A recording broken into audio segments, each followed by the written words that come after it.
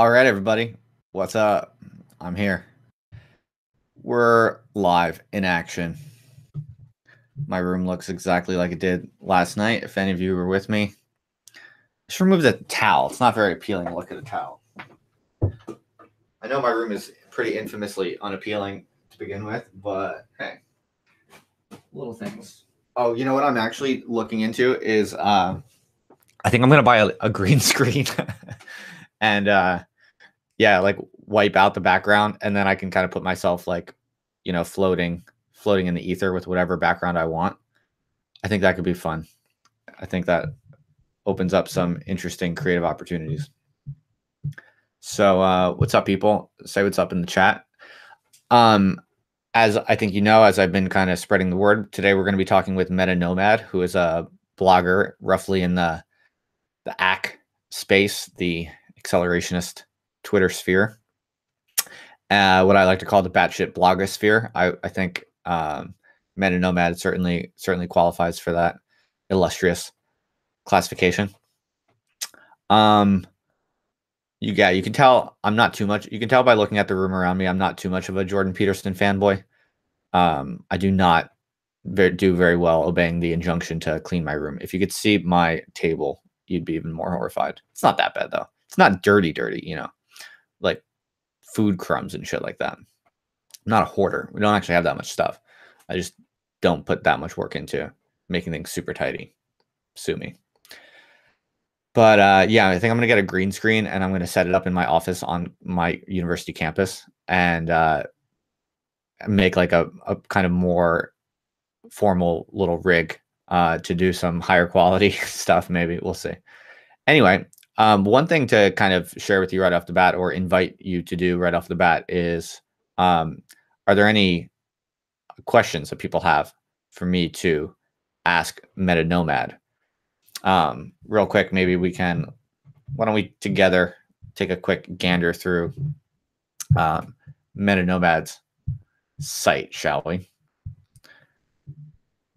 It's here we go. Nice clean WordPress theme. I like it. If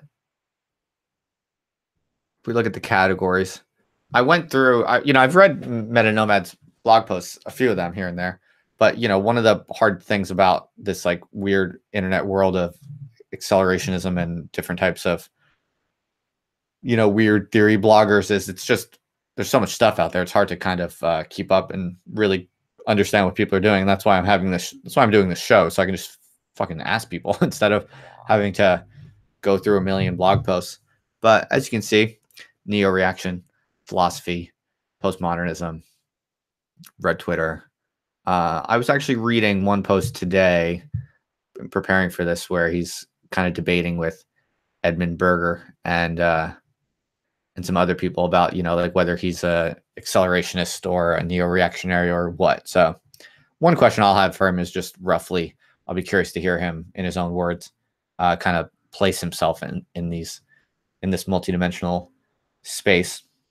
But yeah, basically a good example of, an interesting, obviously very independent, intriguing, blogger and thinker. So yeah, hopefully by the end of our conversation, we will have a accessible and useful peek into this particular mind.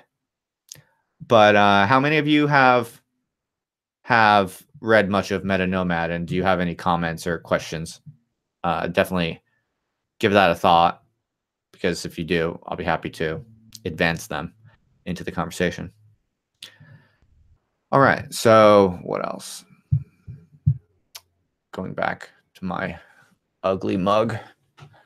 I've been streaming pretty hard lately. Last night I did like an hour stream. The night before I did an hour stream. Just talking about sexual experiences that I've had.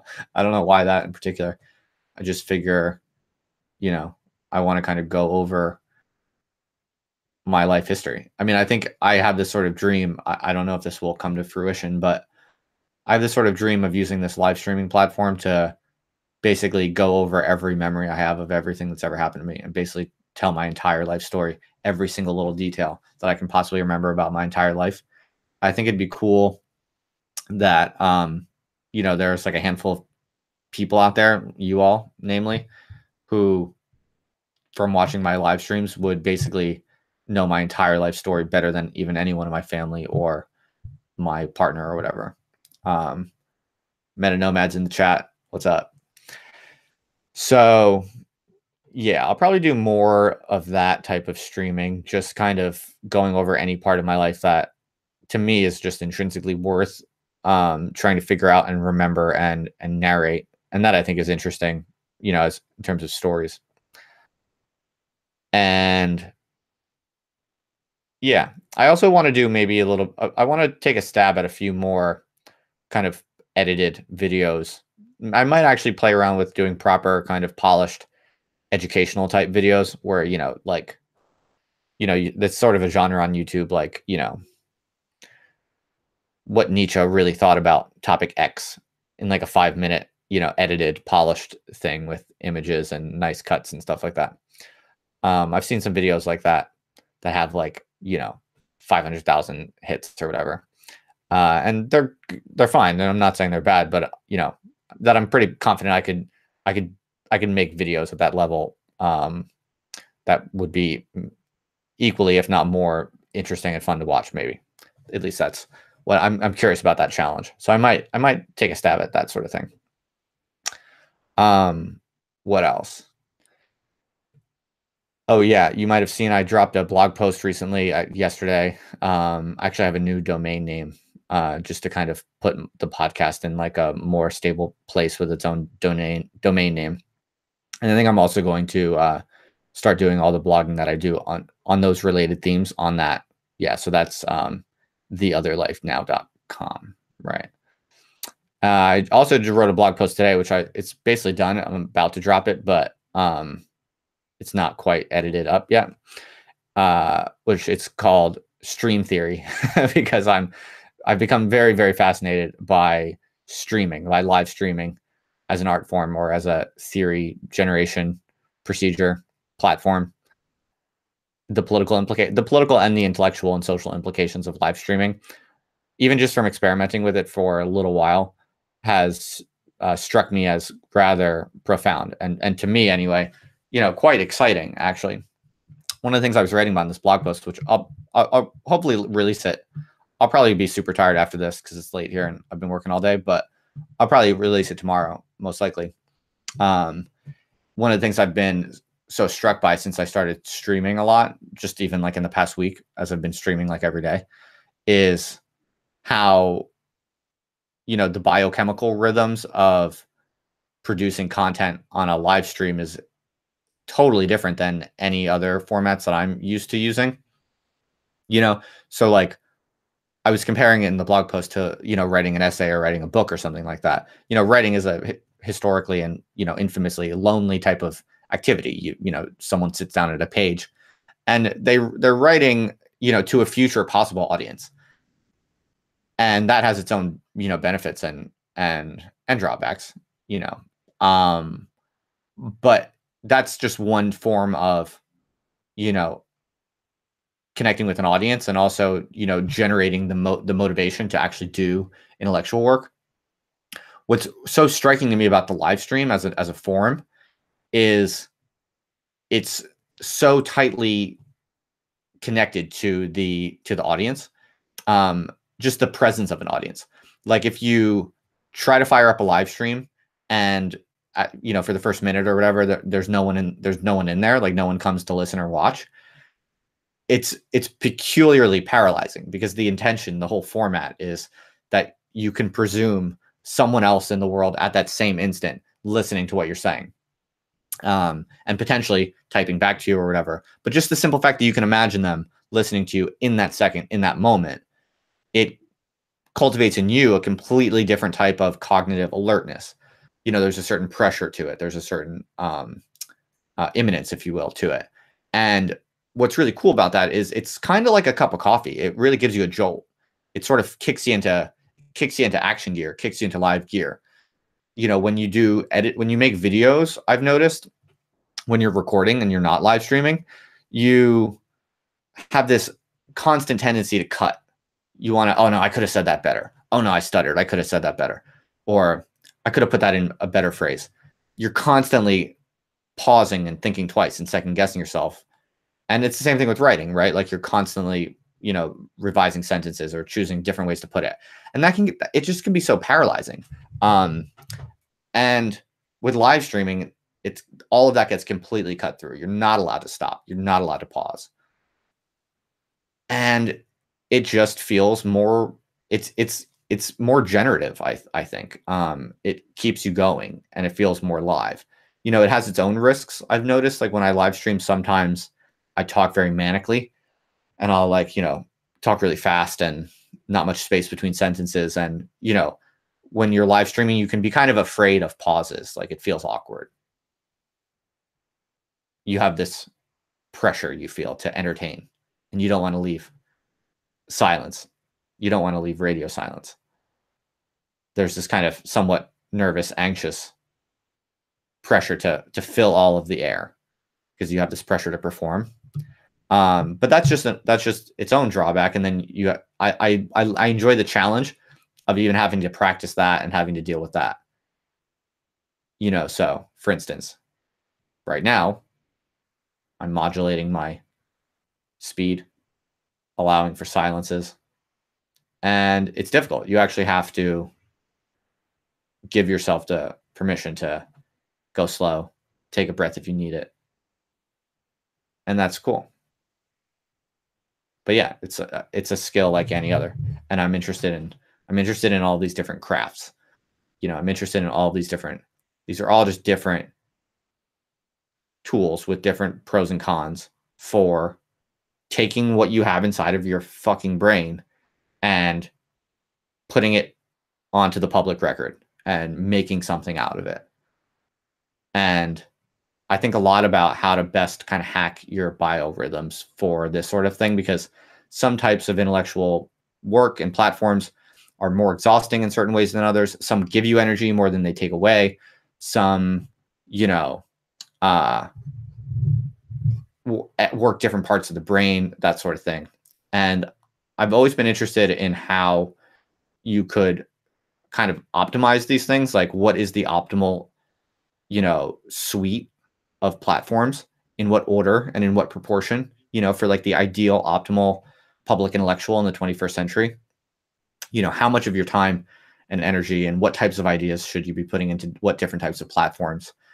This is just, for some reason, this is like an engineering type of question that I've just been super fascinated by for so long. And you might be able to infer this from the way that I'm just, kind of wrestling with all of these different platforms that I'm still like so, new with and, not quite skilled with. It's all strange and it's all, difficult. People usually specialize in like one type of format.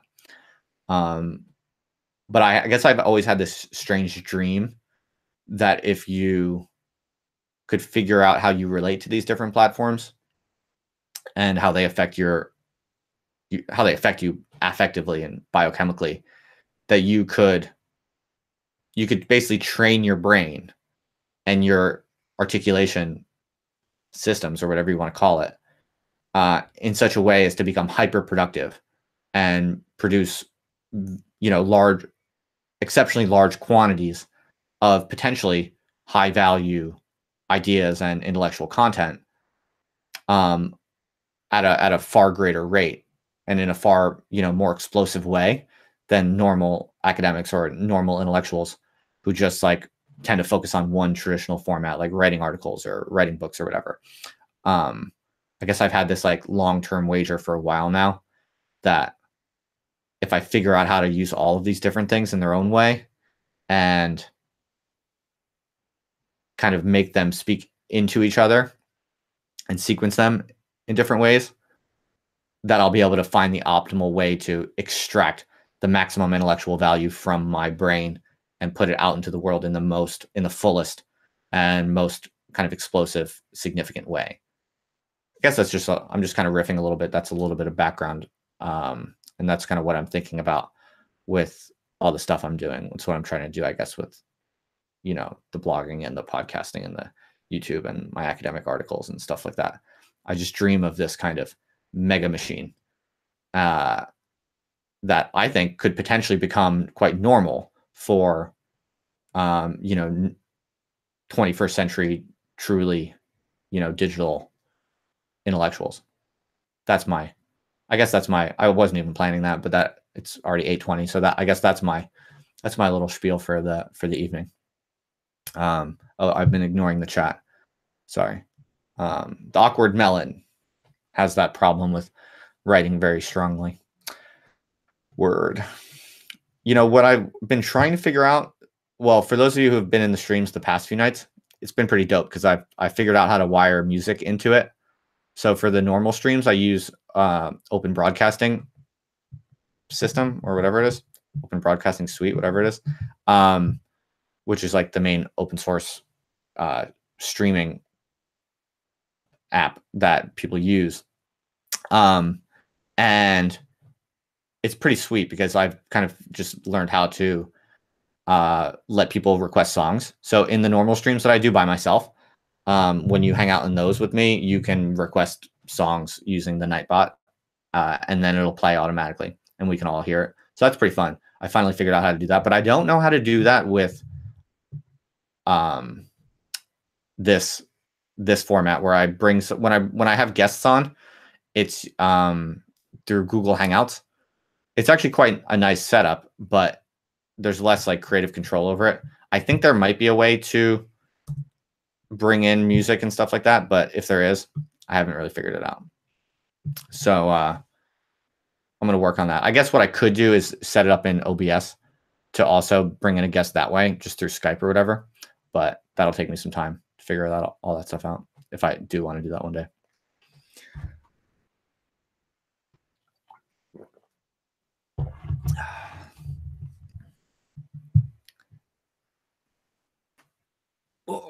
All right, I think.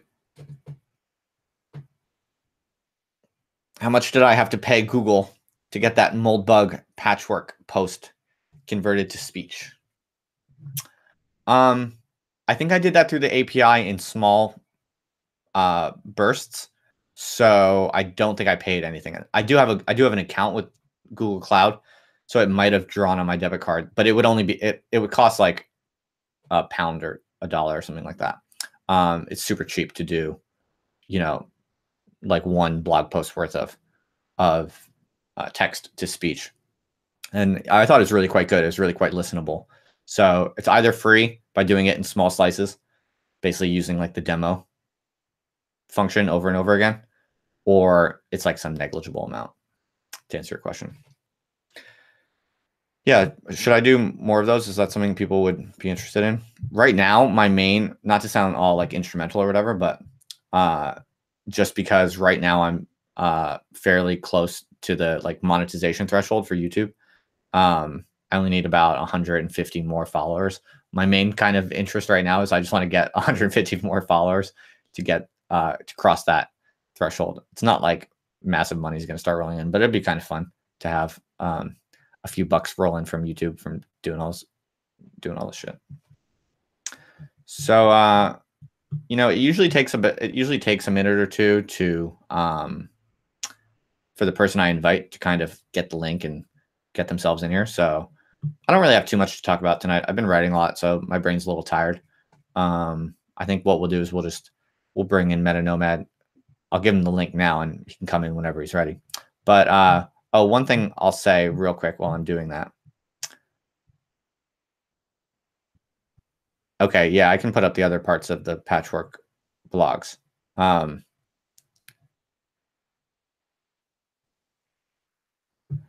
Yeah, I don't know about the monetization thing. Like, I hear about like all the demonetization screeds that you hear out on the internet, but I don't know. We'll see. Actually, I have a statistics video on my YouTube channel that actually gets like has way more hits than any of my other videos. I think it has like 80,000 views or something like that. And back when there weren't when there were not monetization criteria or thresholds, that video, that one statistics video, would bring in about $5 a month. Not bad. I think it just got lucky in the algorithm, and it was like a top hit for a popular search.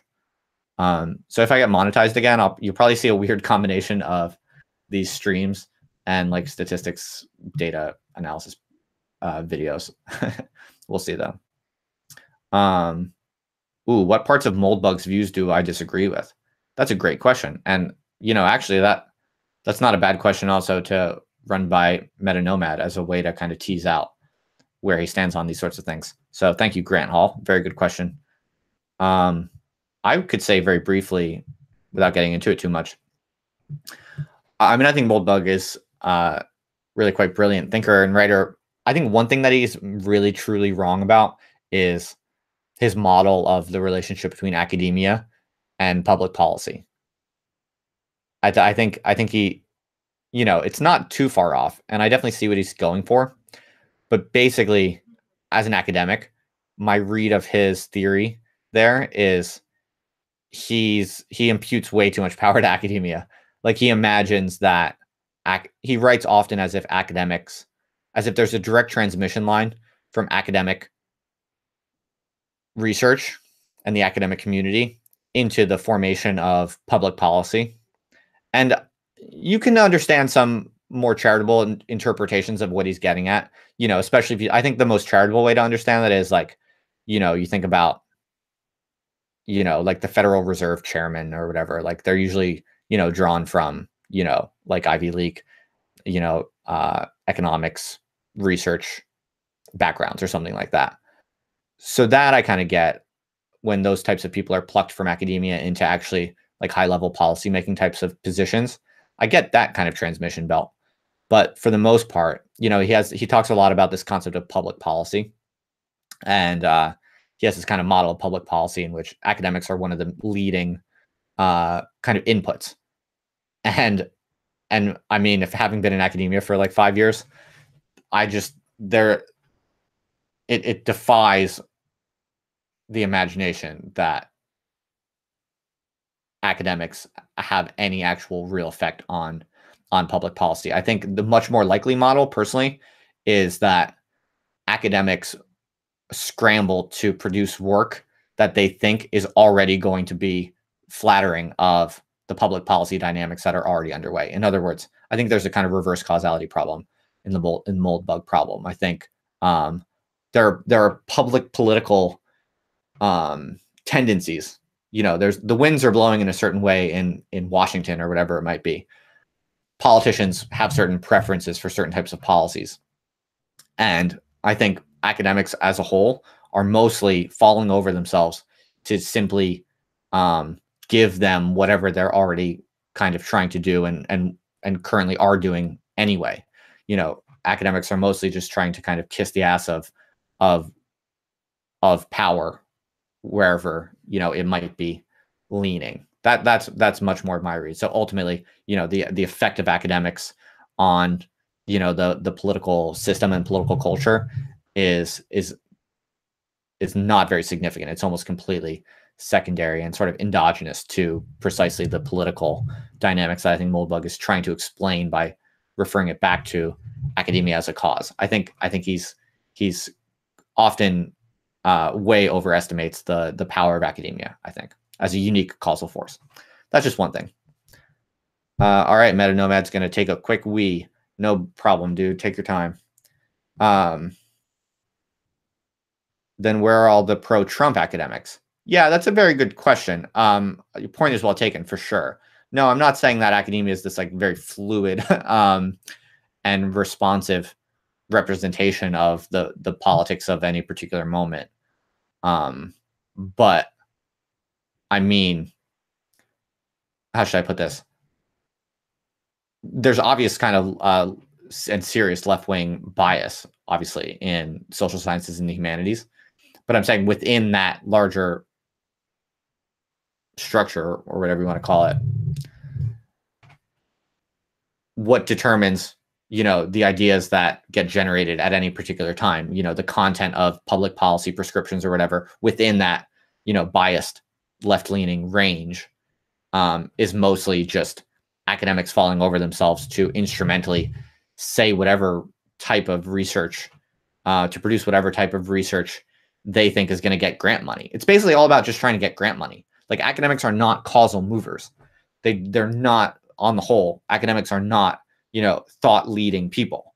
They're mostly insecure bureaucrats who want to promote their career and they want to get grants and they have to get grants.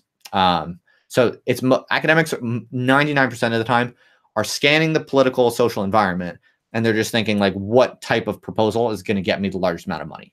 That's all academics for the most part are doing.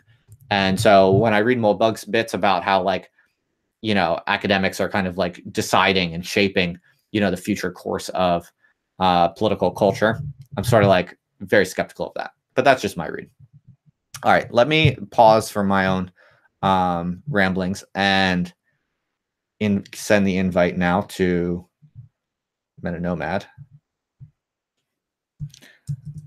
But this is a good warm-up question, and it's something I would actually like to ask Meta-Nomad. So I almost said Meta-Moldbug. So thank you for the question to kick us off. All right, 1 second.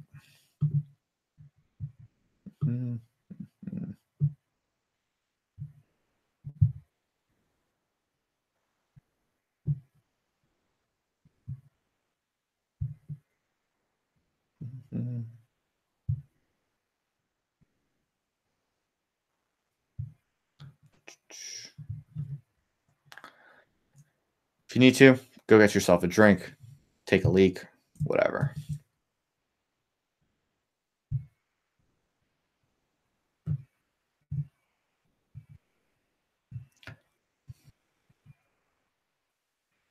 All right, Meta-Nomad, I sent you a link, so you should be able to join in at your convenience.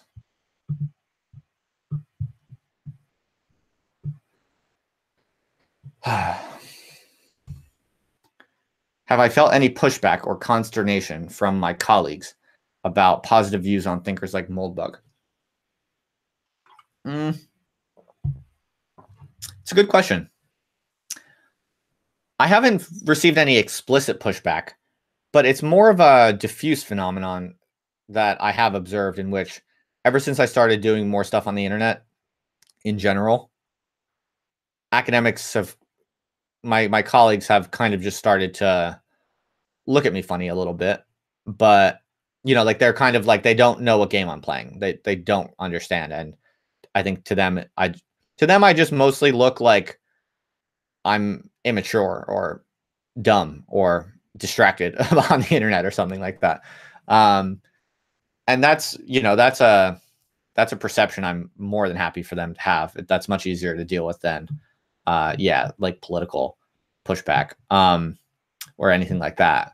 But no, to be honest, like academics are just, they're busy like bureaucrats, like they're not really paying attention to, like intellectual currents, like weird intellectual currents on the internet. They just don't have the time or energy to even pay too much attention for the most part. Of course, there are going to be like some, lefty activist types who might want to, make some sort of like fuss over things. But for the most part, like academics just keep their blinders on, keep their head down, and they don't even know what the fuck Moldbug is. They're like, what the fuck is a Moldbug? Is what they would say. Yeah. So no, the truth is, like a lot of people in respectable positions in mainstream institutions, they're so fucking paranoid about, someone finding out that they have some reading interest that is perhaps a little dicey or politically incorrect or whatever. People are so fucking paranoid. But in my experience, in all of the times that I've just kind of like, I don't know, like written stuff that people later thought was whatever controversial or like in any way that I've ever kind of outed myself publicly as interested in things like neo-reaction and Moldbug or whatever, these different or HBD or whatever, these dicey themes, nothing has ever happened. I mean, that might be some unique factor of my own position. It might be because I have this kind of, because I was like a serious and committed kind of like left-wing activist for so many years before all of this. Maybe that gives me a kind of like halo and people don't want to touch me, or or try to take me down for that kind of thing. I don't know what it is. Or, you know, so it could be some contextual factor that somehow means I'm not getting, you know, the type of punishment and ostracism that people sometimes get for flirting with these taboo ideas and thinkers. Or, you know, it could be that people are fucking paranoid. And really, if you just kind of are honest about what you think and what you read and what you are interested in, and you do it in a straightforward way, for the most part, people are just busy and they aren't really paying too much attention to other people. And maybe, you know, the alternative hypothesis here is that people are so afraid of being outed as, you know, reactionaries in mainstream institutions that, you know, it's really just their fear and paranoia. And that if they actually tried to, you know, be public about what they think, they might find that actually no one really notices for quite a while. I mean, who knows? Maybe something bad is going to happen to me. Maybe I'm going to be fired, you know, sometime in the next year or whatever for having unacceptable views or interests, or, you know, my willingness to talk with people that are considered persona non grata. It could happen. I don't know, but I don't know. Maybe it won't.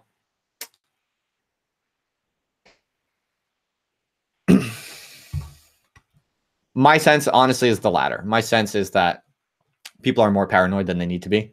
And, you know, another thing I would add is, like, I think I benefit from the fact that I'm not like famous as an academic. Like, no one really gives a shit about me. I'm a young early career academic. So me, you know, whatever, like having a podcast with Nick Land or writing blog posts about how I think Moldbug is smart, you know, like that's not really going to make a big fuss. No one's going to really take me down or something for that, because I'm not a big shot enough of an academic to be like a desirable target to take down as an activist. You know, like activists protesting me like as an academic would be, it wouldn't really work. It wouldn't really make sense because I'm not important enough. It would be kind of ridiculous. So I think the lesson there is that for people, because I know a lot of people who are in mainstream institutions and really care about, you know, and they feel like they need to care about their reputation and stuff like that. I totally respect that. I'm not being insensitive to that. But I guess one little lesson from my own experience is that I feel like, you know, if you can just be a little bit extra honest about what you think early on in your like career or whatever you want to call it, I think that's better to do, because then it just kind of gets baked into, you know, who you are. And if you are able to kind of like prove yourself and climb the ranks of whatever like discipline or profession or whatever you're doing, then people will just have to kind of accept it a little bit more than, you know, the alternative. The opposite here is like people who are, Meta-Nomad, what's the problem, dude? Sorry, I wasn't checking my DMs. Did I give you a bad link or what? Okay, sorry, man. One sec. I'm blabbing while you're having technical difficulties. Sorry, dude. White people.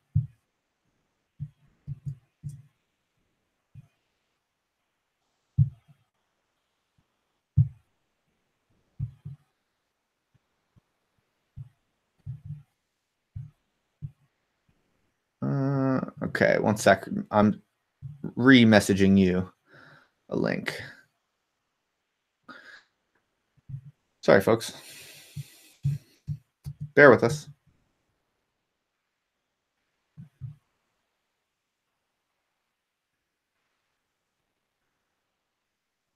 All right, I tried resending. How's that, Meta-Nomad? See if that works for you.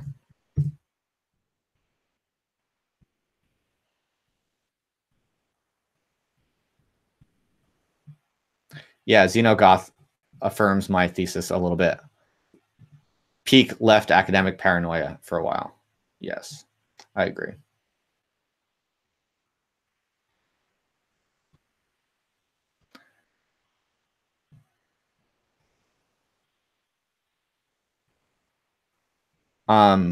Yeah, you know, the opposite of what I was saying is, and I think this is what happens to some people, like they have these kind of like secret reactionary ideas or leanings, and they keep it super secret. And then they try to like climb the ranks in some sort of institutional hierarchy. And then after they're like prestigious, and they have this kind of very clean cut liberal identity, then, you know, they like, you know, tweet something that's inappropriate or racist or sounding or something like that. And then it's like this massive crisis. And they keep it super secret. And then Meta-Nomad, you need to pause your microphone when you're not talking, or else it'll feed back. But hey, thanks for joining me. How you doing? You all right? Can you hear me okay? Yeah, can you hear me? I hear you just fine. Okay, that's good. I just signed in through Chrome instead of Firefox. Oh yeah, people have had problems with that. I don't know why, but I'm glad you got it sorted. Sorry that I didn't get your cry for help. That's cool. Is that a British accent that I hear? Yeah. Interesting. These live streams are always so interesting because I always have no idea what to expect. It's always like very mysterious, kind of almost. Yeah, I don't know. It's almost like it's slightly intimidating. Like you never know exactly what a person's gonna be like or sound like. So it's always just so fascinating. Like I don't even know where people are from. I'm sure I probably could have like looked through all of your stuff more deeply and kind of deduced this sort of stuff or found traces of evidence or whatever. But for the most part, it's like impossible to know even basic things like where a person is from or where they're living, or, you know, if they're British or American or whatever. So great to meet you. Thanks for joining me. I appreciate it. Yeah, that's cool. That's cool. So if there's anything on the tip of your tongue that, because I know you were in the chat and you were listening to all this, so if there's anything that we kicked off with that you know, you're just chomping at the bit to talk about, you're welcome to do so right away if you want, or else I can kick things off with a little bit of a question or something if you want. I'm way better at questions, but someone in the chat does say show face. And one thing I will say is I live in an area where if I was to stream the camera, the connection just wouldn't actually be able to handle it. I basically live in about the 19th century with regards to broadband. So that's not interesting. Happening. Yeah. Interesting. That's very mysterious. Like, yeah. do you live in Stonehenge or something? No, I'm happy to give away the county. I live in Norfolk, which is, for those who aren't from the UK, is generally considered probably the most backwards place in the UK. Do you mind if I ask how old you are? I'm 24. Cool. By the way, you know, you can feel free to just reject any question you want. If I'm ever too prying, I'm never trying to, like, you know, dox anyone or like make anyone uncomfortable. So no pressure.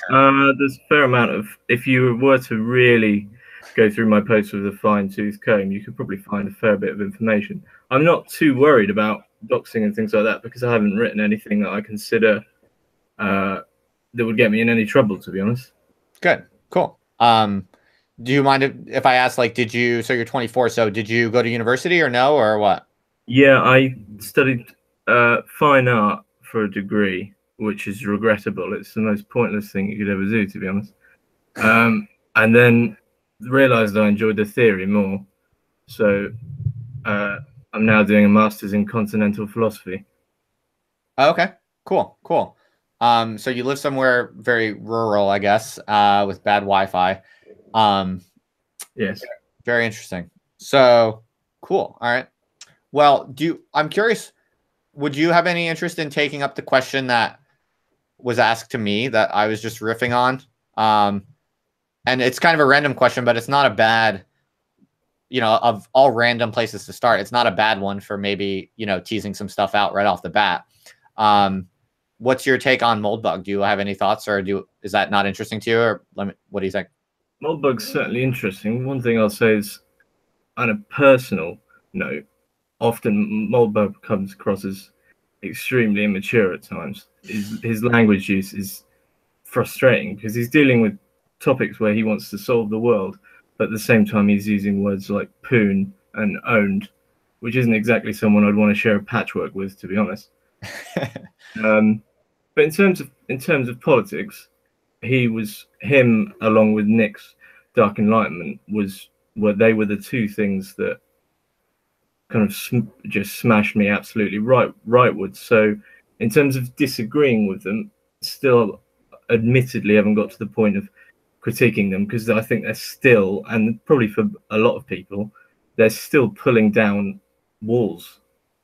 There's still a lot there which people are going through and realizing that Moldbug and Nick could dismantle so well. So in terms of disagreement, nothing yet. I think that's a healthy attitude. I think it's important to, give respect where it's due. And, when someone has taken the time to put together quite a lot of writing about quite a lot of different themes in a pretty serious and profound and provocative way, I think that's a healthy attitude to kind of just appreciate it and suspend, antagonistic judgment until you feel like you've digested it all or whatever. Yeah, it's ridiculously easy to be cynical and deconstruct things, which is one of the reasons I don't like postmodernism, because to write a review or a piece which destroys another's work is hideously easy. You could do that about anything, but to actually find merit in it and admit that something's good doesn't seem to be very popular at the moment. It's true. That's a really good point. Well, I think on a lot of platforms, it's really kind of fueled by resentment and bitterness, because it's just, as you said, it's so much easier to pick apart something. It's so difficult to make something that stands up, and it's so easy to pull one card out. And, for people who are like overworked and frustrated with their inability to, actualize themselves and all that kind of stuff that basically characterizes a lot of the modern world, a lot of modern society, people are just like out on the prowl looking to pull cards out of anything they possibly can to get their like hit of dopamine or whatever. So I appreciate that. I appreciate that vigilance regarding this type of problem. Do you want to maybe tell us a little bit about why don't you tell us about your ideological trajectory, if you will? Yeah, you were saying about whether or not I was a postmodernist or a neo-reactionary, or maybe just help us give us a kind of brief, fairly schematic like breakdown of where you fall in this kind of multidimensional space. Well, interestingly, actually, but something made me laugh because I was thinking of this interview the other day. I went to my great uncle's 85th birthday, and he introduces me by saying, "This is Meta." Obviously, he says my real name. He doesn't say the pseudonym, and he stands just right of Genghis Khan, which I don't think is particularly correct, but it's pretty close. I'm fairly right wing these days. But if you want me to be specific, neo-reaction, I'm extremely hesitant to take on a specific label, especially with something like neo-reaction, because there's so much writing out there which is under the neo-reactionary name that there could be some awful, just horrible article somewhere which I haven't read, but it's technically neo-reaction, and then I would be supporting this thing that I haven't read. So in terms of politics, I find it's always better to the left and right thing again. As soon as you start saying that, you're just hemming yourself in. It's always better to just find a specific problem, a specific political thing, and then go from that. I just think the spectrum is it's pretty much redundant now, isn't it, really? I completely agree that these kind of molar categories are increasingly, useless for actually conveying meaningful distinctions. So I'm with that. Maybe would you like me to give you a more concrete little test? Yeah, sure. I'm fine with that. Yeah. Well, how about? I mean, a common theme on this show so far, just from what I'm interested in, I guess, and what the people I've been talking with happen to be interested in, would be something like Patchwork. Like, what do you think about the Moldbug's kind of Patchwork? Are you familiar with it? Yeah, I'm extremely familiar with it. And it was someone did actually ask me on Curious Cat what my political views are, and I did say to them, that's a vague question, basically what I said to you. But then after thinking about that, I thought probably the quickest response I could actually give to that question is my political views are Patchwork, because it's pretty much the only system I can see that would please everyone, but also please the individual in terms of his own patch. The problems of Patchwork, though, at the moment are what Xenogoth brought up.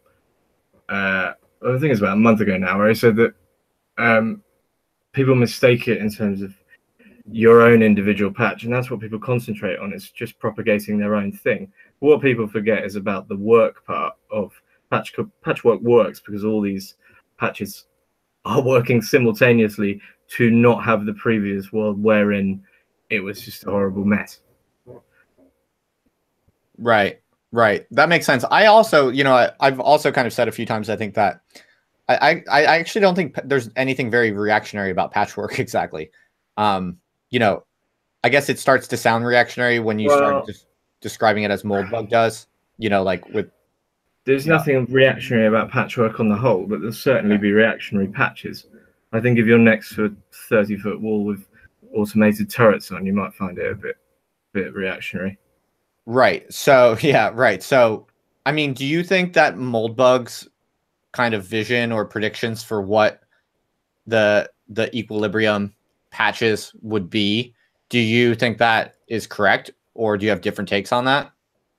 Well, if I'm brutally honest about Patchwork, I can see it. It just seems to me inherently capitalist, because if you have, one of the things that's brought up time and time again is if you have, I think two interesting patches to bring up are, one is not so extreme, it's the communist patch, so propagating communism within a patch and seeing how that works, and another one which is really strange one is anarcho-primitivism. Okay, you interviewed Storm King, so for instance, a communist patch, you could say that succeeded if communism is running well, which doesn't happen within that patch. But how would you say a anarcho-primitivist patch succeeded? They don't really have any. I mean, they could catch some fish and stuff. I've got no problem with them, but what would their patch actually do? So you have this strange thing where next to, I mean, that's a strange way to say it, next to, but next to an anarcho-primitivist patch is this either a communist patch or a libertarian patch doing massive things. But doesn't that then kind of invade on the anarcho-primitivist patch? And at the same time, the whole Patchwork system is going to be heavily reliant on competition.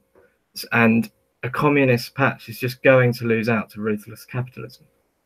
Because if it doesn't, if a communist patch doesn't partake in what all the other capitalist patches are doing, it's just going to die, because there is only a certain amount of land. Right, right. Well, I mean, one argument here is that Patchwork could very well, in the long run, replicate something quite like the current global system of states, because, in some sense, the global system of states is a patchwork. Obviously, it's not Moldbug's vision, but it is multiple. Like as Moldbug talks about, like the current governments are, for the most part, they are sovereign corporations. They're just really badly managed, is what Moldbug says. And so it's like, you could certainly imagine rationalizing all of that and formalizing that, as Moldbug suggests, and radically improving it and getting rid of a lot of the shitty aspects of contemporary mixed economies.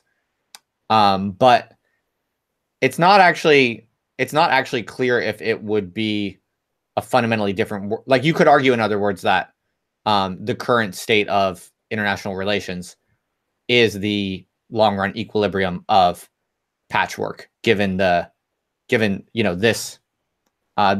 roll of the dice in the global system, and given the initial conditions, and given the state of technology and economy at the particular moment. You could argue that what you would get in a patchwork system is precisely what you've gotten, because the global system is a patchwork system in some sense.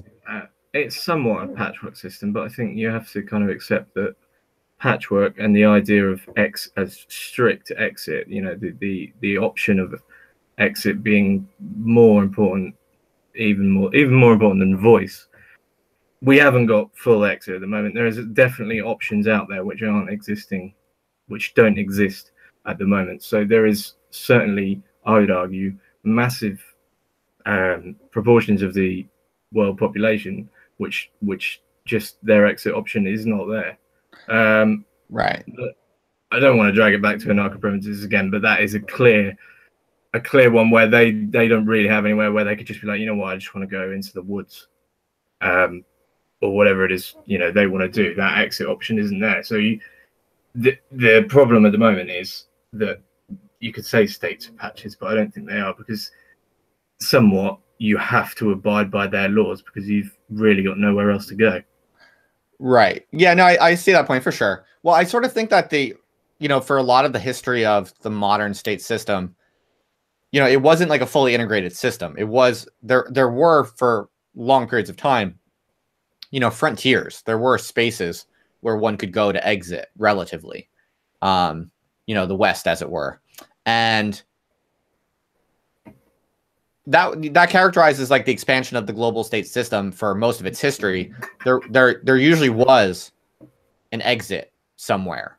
It's only quite recently that like the global system has become so tightly integrated.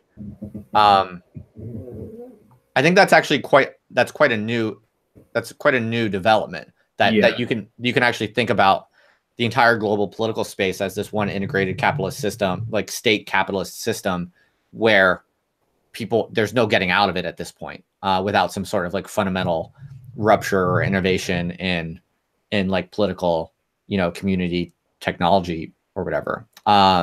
So, I mean, that is one way to understand why people are so interested in Patchwork. Like, why are people so interested in exit and these ideas? I think it has something to do with the fact that, global capitalism has never quite, or the global system, whatever you want to call it, the word capitalism is ideologically loaded. The global system has never been so tightly integrated and so comprehensively that it's only now that we're really kind of we need to think about the question of exit. Like, how can exit be restored? Because it's always been with us, through most of history, I think. Yeah. Both Patchwork and Exit, once you study them a little bit, they reveal quite bleakly, actually, that how unfree a lot of places are. Exit, if you think about it extremely objectively, if you're born even in a lovely Western country, you still have to get up, and you pretty much, to survive, you have to partake in general 9-to-5 culture. And realizing that there is actually no real possibility of exit from that, that's when you start putting emphasis on these ideas, because there isn't really freedom. You aren't free to just be like, well, actually, I don't want to work because that's not how I want to spend my finite time. But you have to. Yeah, for sure. Do you want to maybe tell us a little bit about how you see blogging and kind of the blogging culture and how you relate to it? Because one of my listeners, shout out, I think it was Neural Shroud, asked me to ask you about blogging, because I think he said that you've written or commented before about, just about like blogging culture and what it means to you. Do you have any idea what he's talking about, or do you want to expand on that? Somewhat. There was, I feel, and I hope we are in a rise of kind of the blogosphere again, because as Nick said on his interview with you, we're just coming to the end of, I can't remember what he called it, but I think he called it the Facebook slump. The Facebook slump, yes, just horrendous, dreadful, centralized crap. We're coming to the end of that, and people are realizing that it didn't really have much to offer, to be honest, other than saturated pictures of people's dinners and stuff. It was a real waste of the internet. And we're coming to the end of that and getting back to the point of real content creation. And it would be nice, when I reminisce and look at Nick's old blogs and things, you see loads and loads of comments, but between very tight-knit groups. And it would be lovely to see that come again. But it seems so regressive to a lot of people to go back to that, coming from, I mean, I'm not on Facebook anymore. Twitter's pretty much my only thing. In terms of blogging, though, it's just exhausting. And I'm sure you probably feel the same way. Sure. But in a good way, or I mean, you seem like you blog a lot, so you must enjoy it on some level. Oh, I definitely enjoy it, but it's the months. I mean, I try to get it. Originally, I started with the silly idea of getting 1 or 2 things out a week, which I did for a while, and now it's 1 thing a month. And the months when you're either really busy or not even busy, but you're completely burnt out. The one thing I'd say to anyone wanting to start a blog, the main thing is consistency. Not even quality, not fans. You could hammer out 500 words of rubbish, but consistency is key, because as soon as you just kind of start fading, the internet will just eat you up and you're gone. Yeah, for sure. I think that's good advice. I mean, I think one of the things that's so cool about it though is, you know, you were saying like people kind of lament this like return to blogs and stuff like that. And I mean, I just could not feel more differently. Like I could not feel more intensely the opposite of that, because to me, I mean, I think it's just an incredible moment, because there's such profound disillusionment with all currently existing prestige institutions.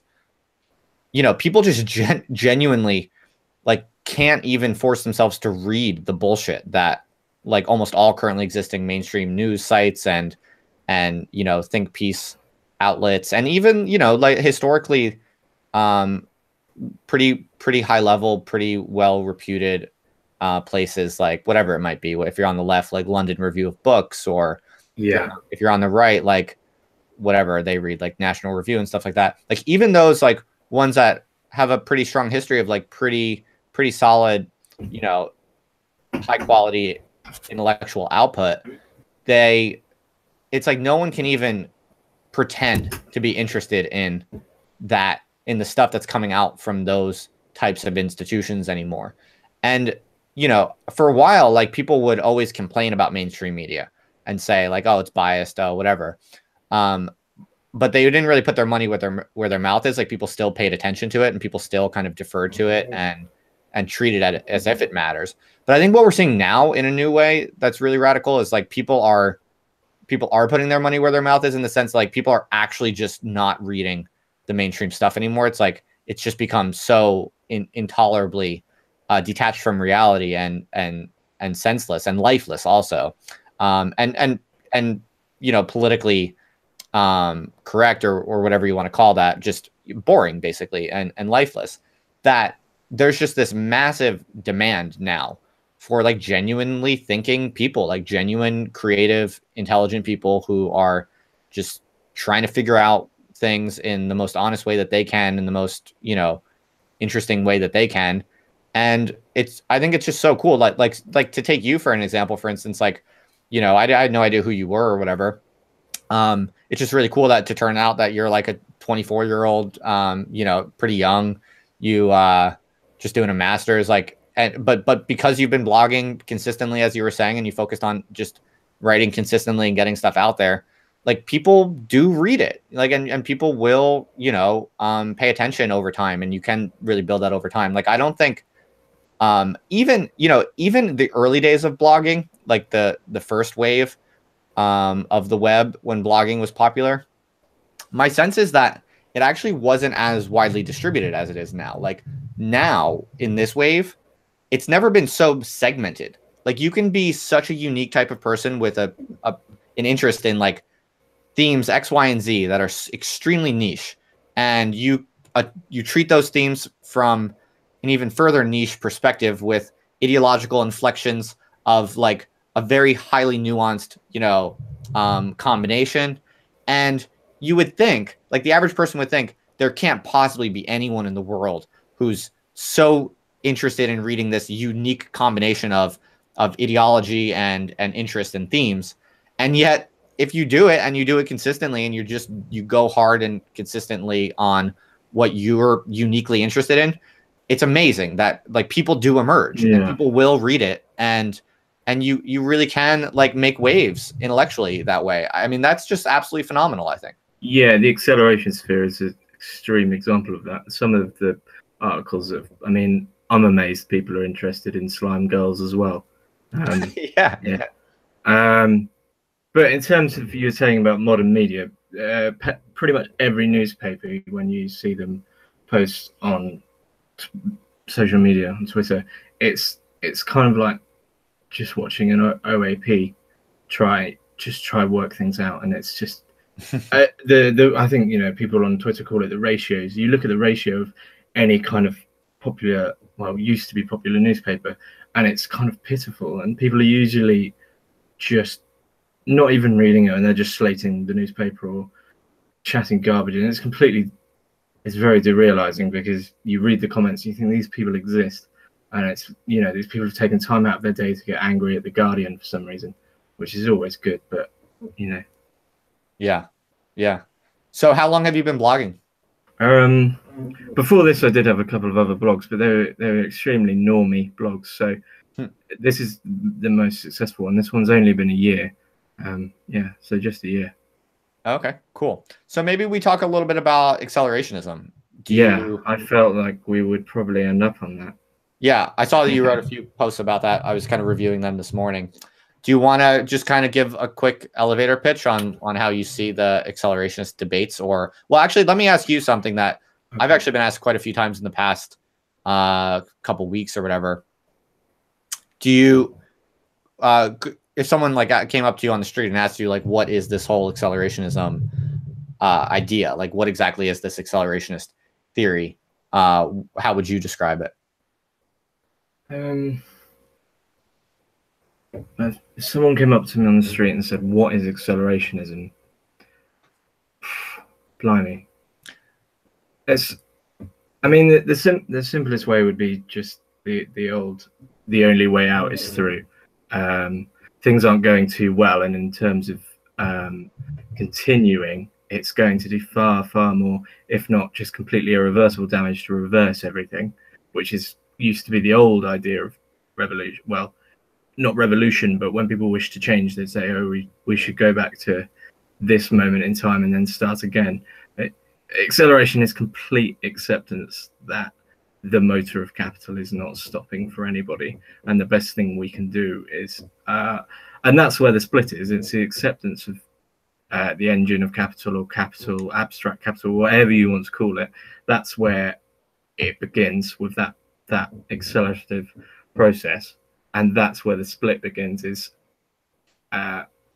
how each party, as it were, sees that accelerative force and what we can actually do with it.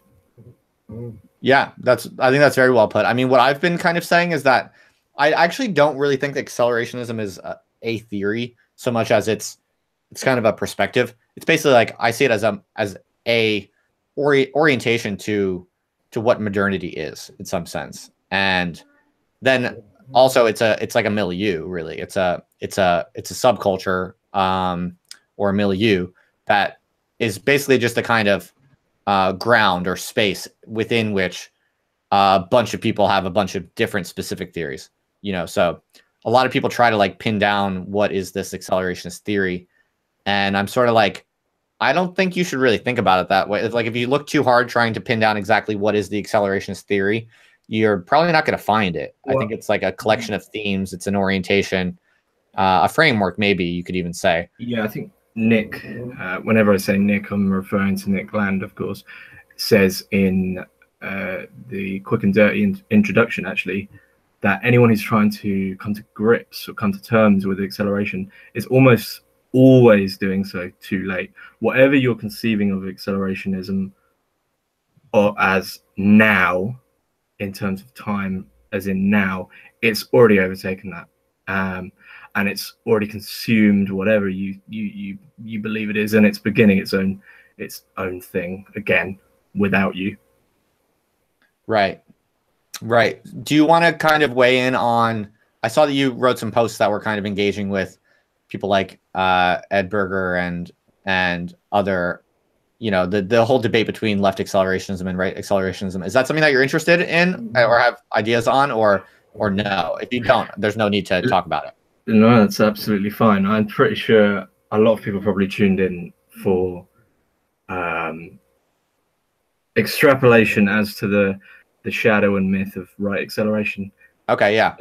So I'm completely fine to do that, but it is a minefield, and it is something which I believe certainly exists somewhat in the shadows. But the best way to begin with right acceleration is to begin with the left, because that's the simplest. That's the simplest form of accelerationism. I think I said to a few people the other day about if left right and unconditional accelerationism went to the horse races, right accelerationism would spend its entire day researching, getting betting tips, talking to everyone there, and finding out specifically the single best horse through min-maxing its results.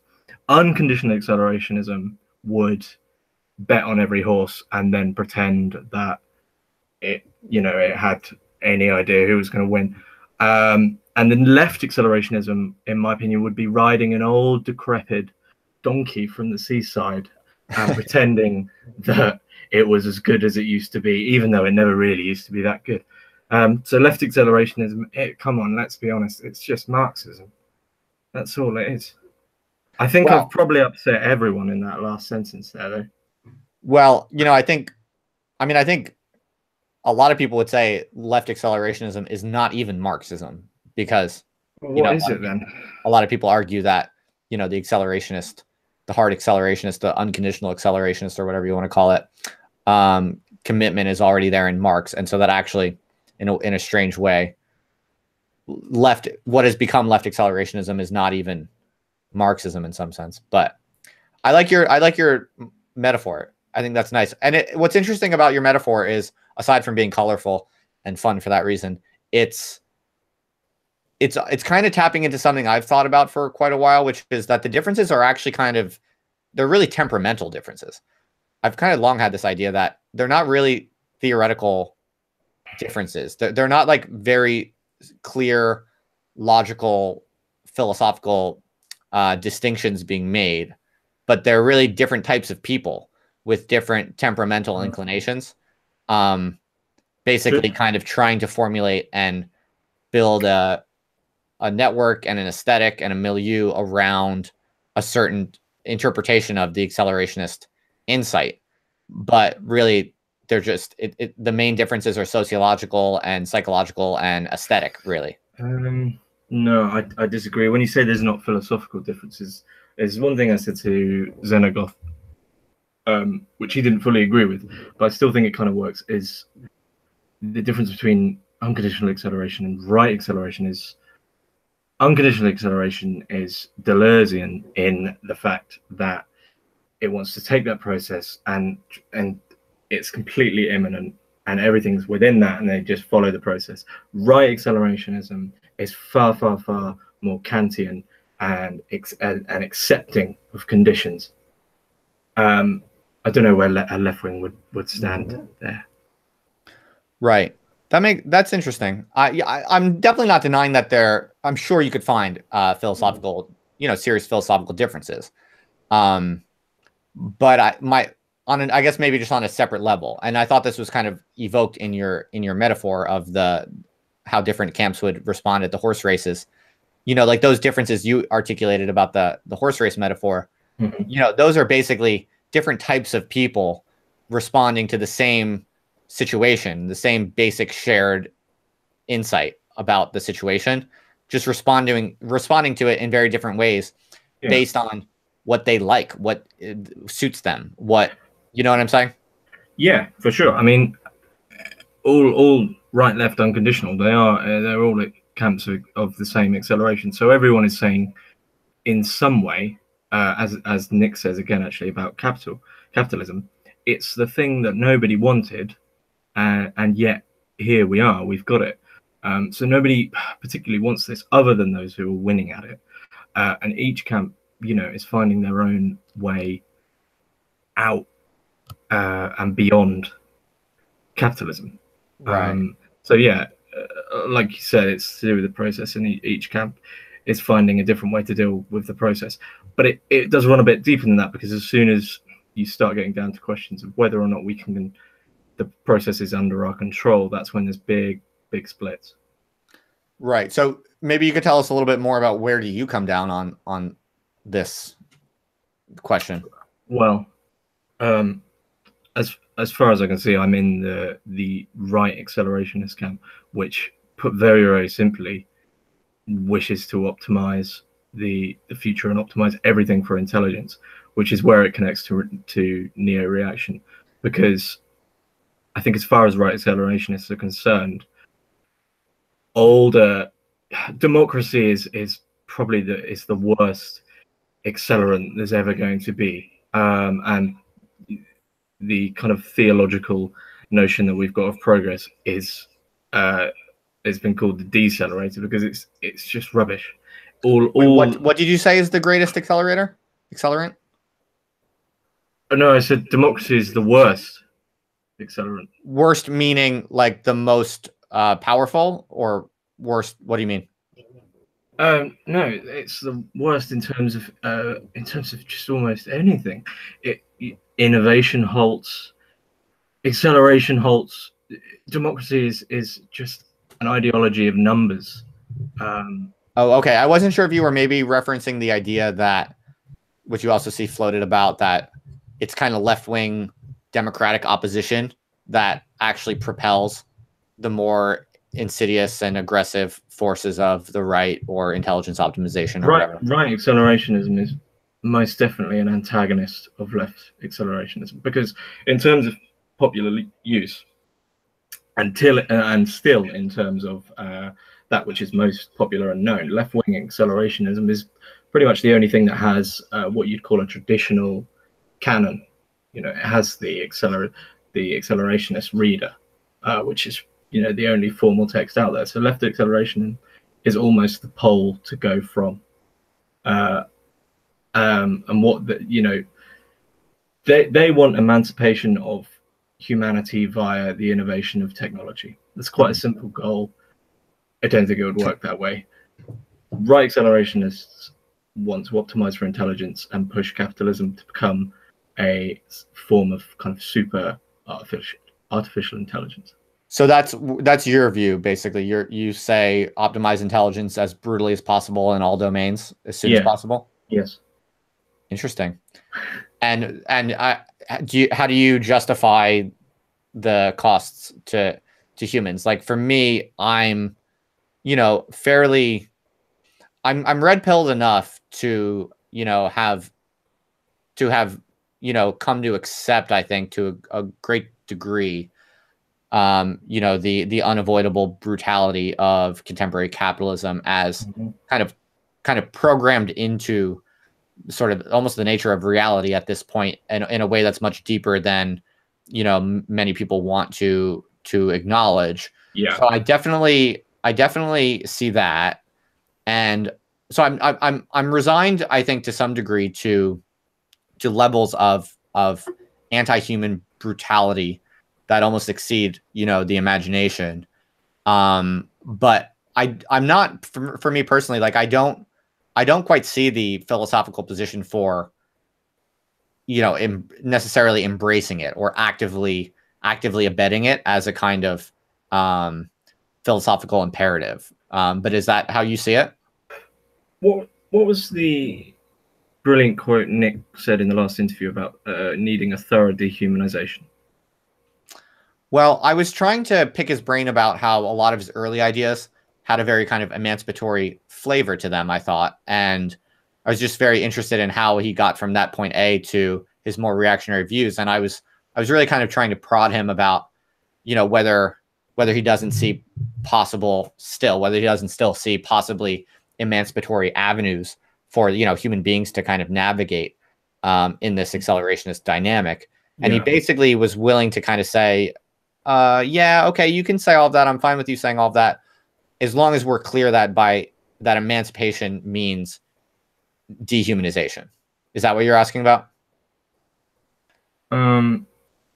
Yeah, that's what I'm asking about. But I'm not sure that was a quote. I'm pretty sure he said he didn't care about the human emancipation. As far as super AI is concerned, humans are made of atoms, and AI can use atoms. If you're thinking on more of a psychological, personal level, that it's extremely sociopathic, sure it is. But on an individual level, I'm usually fairly polite to people. But when it comes to we're speaking of literally speaking of temporality, and the idea that within all of this, that humans are going to play any special part, I think is extremely silly. So why not, in the words of Elon Musk, simply take up the role of being the bootloader for something far, far greater than we'll ever be? Right. But it's I guess really I'm bleak. right. Yeah. But I guess I'm just curious, how do you deal with the kind of typical classic kind of ethical philosophical problems with that? I mean, accelerationism doesn't just altogether, I think, throw out our ethical intuitions, does it? Okay.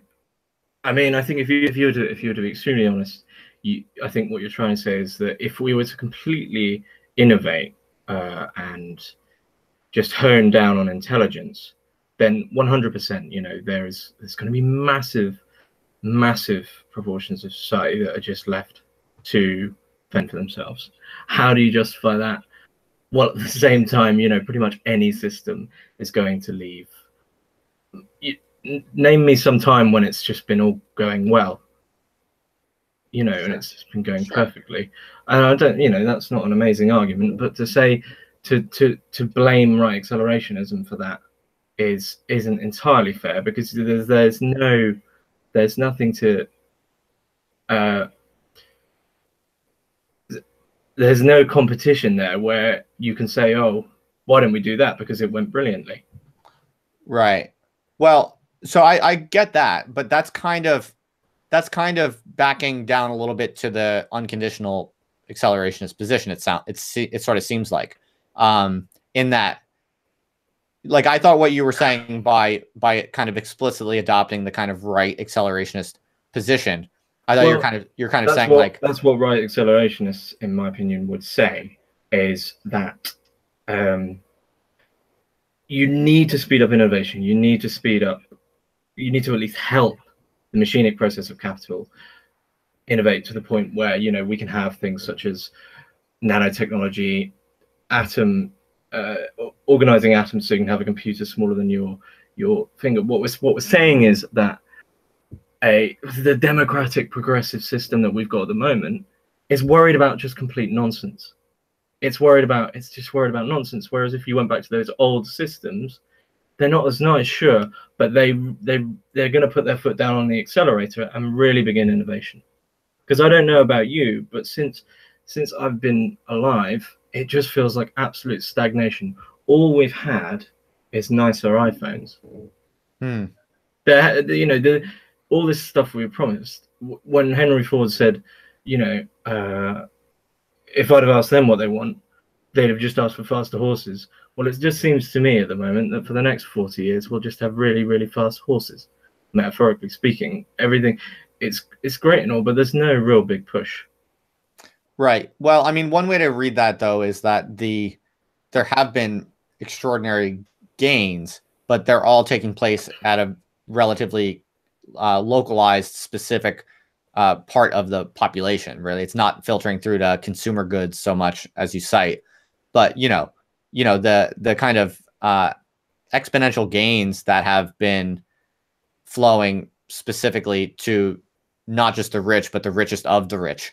You know, that's pretty momentous change. You know, like, that is significant significant change of I'd be lifestyle. honest, I'd need specific examples of you know, that's a bad way to use the word innovation if we're talking about what millionaires have got, because they've just got fancier horses. Yeah, maybe. I mean, it's not a major point. I don't feel too strongly about it. My point is just, I guess the larger point I was trying to make is just that your point is well taken, that in some level it almost seems like there's technological stagnation recently, but technological acceleration can operate in ways that are just a little bit more hard to notice from the kind of low level consumer perspective that most of us inhabit. Yep, sure, that's agreed, but currently the ways they're working, which aren't exactly noticed under leftist systems of democracy and progressivism, are just awful ways which are ruining everything. One clear example would be the destruction, so to speak, of the attention span, which over the course of the last 10 years has gone down from 15 seconds to 7. So if we keep up at that rate, people just aren't even going to be bothered to do anything. I mean, you know, I'm not counting myself outside of that, because I scroll through Twitter and get bored of long tweets. Right. So Okay, I mean, I'm just trying to understand maybe a little bit better, like how exactly. I mean, in some sense, I sometimes wonder if the left versus right versus unconditional debates are misplaced, because sometimes it looks to me like accelerationism it's almost like just a reckoning with a certain empirical reality, a certain empirical reality that most, currently popular reigning kind of humanist philosophies and kind of bourgeois, notions of society and history are that find this empirical idea just basically intolerably horrific. It's so sort of insults. Of course they do. It's because it's not solipsistic and talking about them. Because Right. Well, it's putting the machine first. right. But yeah, so where I was going with that is just to say that I sometimes think accelerationism is really just a reckoning with one or two essential empirical realities. And then once you come to accept that small set of basic empirical realities about the nature of capitalist modernity, then, if we are all agreed that basically human agency is increasingly foreclosed, then it does seem to me that the differences between left and right accelerationism and unconditional accelerationism, aren't these mostly just kind of decorations on, a shared recognition that our agency is increasingly meaningless? No, because our agency can't be meaningless if the things that we do under these systems create different ends. So, for instance, if we were to just go, you know what, let's do left accelerationism, I'm sure we'd end up with UBIs and automated retail workers and things like that, which is lovely. And that would be their agency. That's what they've done. If we were to do right accelerationism, we'd hopefully end up with the singularity, to put it quickly. And unconditional accelerationism, if we were to do that, then I don't know what would happen. It'd probably just be more progressivism. See, that's interesting, because I think there's a good debate to be had there, because I'm not convinced that humans have agency. Well, yeah, basically. I mean, I think like the idea of a left accelerationist like political program, like, whatever, like the Serenachik and Williams book, for instance, or whatever example you want to give. I guess I see all of those types of proposed political programs as more or less they're fantasy stories. I mean, there's no engineering diagram for how to get people from here, where the world currently is, the status quo, and where it's going, to that other trajectory. Yeah, that's one of the extremely clear critiques of left. I think it's like literally just totally beyond any conceivable achievement or implementation, even if you got people on board. Like this is, to me, this is where like the idea of non comes in. Like I really like this word non, because it's sort of like whatever types of schemes we might want to implement on the left or the right, it doesn't really matter, because there's a hard underlying kind of evolutionary decision-making process that is what is now installed as sovereign.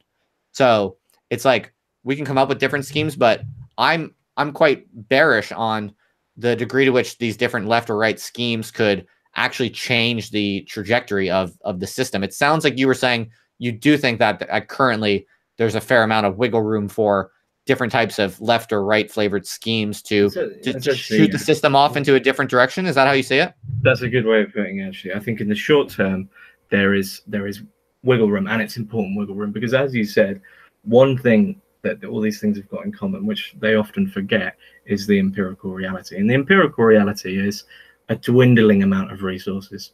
So the point there would be hone in on one of these soon, or simply just end up with an absolute mess.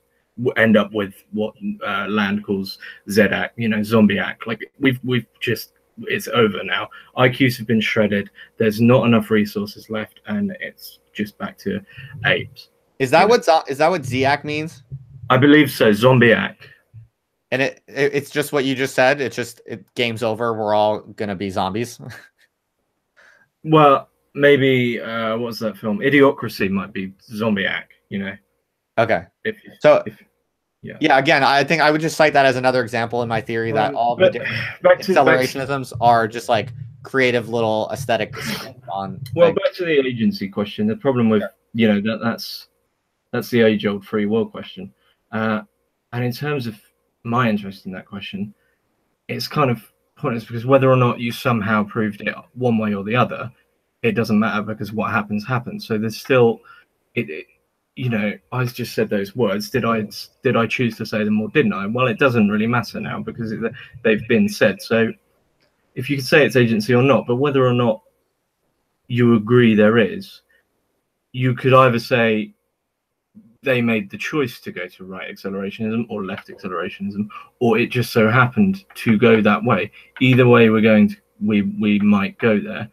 So I just think that's an unfalsifiable, silly hurdle, and I don't think these things are aesthetic either, because the end game of left and right and unconditional are so distinctly different. I don't see how you could say they're one and the same. Well, I guess I would say that the end games, I agree that the envisioned end games are very different, but I guess in my view, those are mostly fantasies, like they're aesthetic. Why? Like so if they're fantasies, what's going to be the reality? The reality is already written, as it were, and our job is to, you know, you mean capital's already in the future, pulling us towards it? I'm sympathetic to that view, kind of, yeah. Well, that's the initial, one of in Nick Land's the lectures from the News Center, when he talks about accelerationism, is difference between convergent and divergent ways where capital is pulling you towards. Yeah, that was one of the initial, it seems, right accelerationist views, that was capital's technological singularity is somewhat so powerful that it's already in the future, making sure that itself comes about. Yeah, yeah. Perhaps it didn't think that humans could be so utterly dumb. So, okay, so then tell me this then. What is your view of, like, what exactly, in your view anyway, is the right accelerationist, you know, set of policies? You know, what's the platform that and you don't even have to be philosophical and fancy and theoretical if you don't want it. You can be if you want to, or you could just tell me, you know, in a simpler way if you want, like, what is the basket of policies that you tend to support in, you know, consistent with this right accelerationist worldview of yours? There's a lot of specifics there, but I think you could just start asking simple questions with regards to history. What was more accelerative? Democracy for the last 100 to 200 years, or the Renaissance, the Italian Renaissance, and there's many you know, what was, because history is not linear in that sense. What was more accelerative in terms of human learning, the city-states of the Greeks, or modern day Britain? You know, and the answer's clear. The answer's clear, in my opinion. What? Yeah. Okay. The answer would be the Renaissance is better than liberal democracy. Better in terms of technological innovation and acceleration. Yes, I think that's the point when you have to draw the line and say, look, this whole thing, the point of this whole thing is for techno-capital acceleration. So, are you into Brexit? I can't believe anyone ever thought that the British government were going to be able to do any. It's absolutely. I mean, yes, I'm somewhat for Brexit because I mean that's somewhat of a patchworkian and an exit dream there, that a country would actually secede from the thing that was growing at just such a rate, yeah, that it was becoming a bit of a just horrible. You know, if that grown anymore, it would just be, you know, EU Corp, and it'd be horrible. But it was kind of silly that we ever thought that the UK would be able to actually do it. Right. Yeah. So that's what I can say on that. Are you anti-immigration? I'm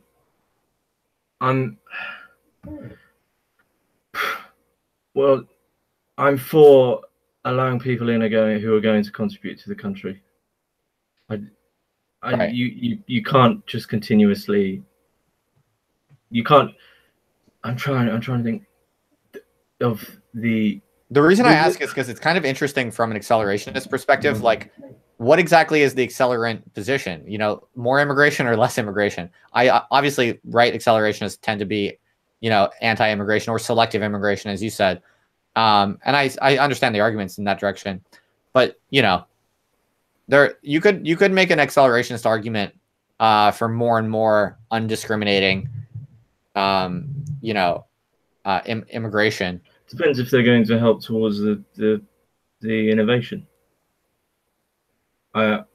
Yeah, well, because right. once it gets this gets down to kind of contemporary virtue politics, where you're saying how much of a good person am I, and it's so far removed from the absolute inhuman question of techno-capital acceleration, and that just techno-capital acceleration doesn't care about how it comes about; it just wants to. So you ask these, you know, immigration just doesn't really come into it. It sees that as a you know, that's X, and is X good or bad? And if it's bad, then go. And how you quantify that, you know, there's probably arguments for both sides. Right. I mean, I guess my view is that capital will decide ultimately. Well, of course it will. Yeah. But I mean, in a strange way, like I've always sort of thought that the stupidity of left-wing activists, it does seem to be like actively, it's like actively in the pocket of capital, really, if you think about, you know, so it's like, well, something I've never really understood is the lamenting against, you know, like left-wing activists and the stupidity of liberal democracy. And you were kind of maybe waving to this a little bit before, like to see liberal democracy as this kind of slow, stupid break on technological innovation. Mm-hmm. Yeah, kind of. But in another sense, you know, it's like the, you know, the hordes of, you know, the scary hordes of migrants that's going to kind of kickstart like the tech geniuses into redoubling their efforts to like get to Mars as soon as possible. You know what I mean? So in a strange way, like even lefty activists, like they're star players in the accelerationist drama. Because the pro-immigration and immigration is going to speed up techies. Well, no, I'm just using that as one random example of all of the ways you could cite that kind of humanist, whatever, like leftist activism type of institutional political meddling, which you're inclined to see as suppressing technological innovation. That's not so clear to me because, you know, it's that sort of massive popular human threat to capital autonomization. It's all of those humans trying to kind of trying to get a piece of the pie and kind of suppress, you know, the freedom of capital. I think you're giving far too much credit to humans. Well, because as swarms, I don't think there's any underlying reason that they're doing these protests. I mean, there's probably about 3 or 4 people in charge of these protests who truly believe in these silly ideas, but the rest of them are merely there to support the fact they're good. Look at me, I'm woke, I'm out and about, I believe in something, I have principles, and most importantly, look at me, I'm supporting the right thing. Not as right as in left and right, but as in the correct opinion. Oh, sure. Yeah. Of course. And I don't think there's anything beyond that. No, there's not. These protests don't achieve anything. No, I'm on board. I agree with all of that. All I'm saying is that unconsciously, as a subpopulation, you know, all of these human beings who are basically just trying to say and do whatever they can to kind of promote themselves and get a little bit of an extra foothold in, you know, the resource distribution and political power or whatever for themselves.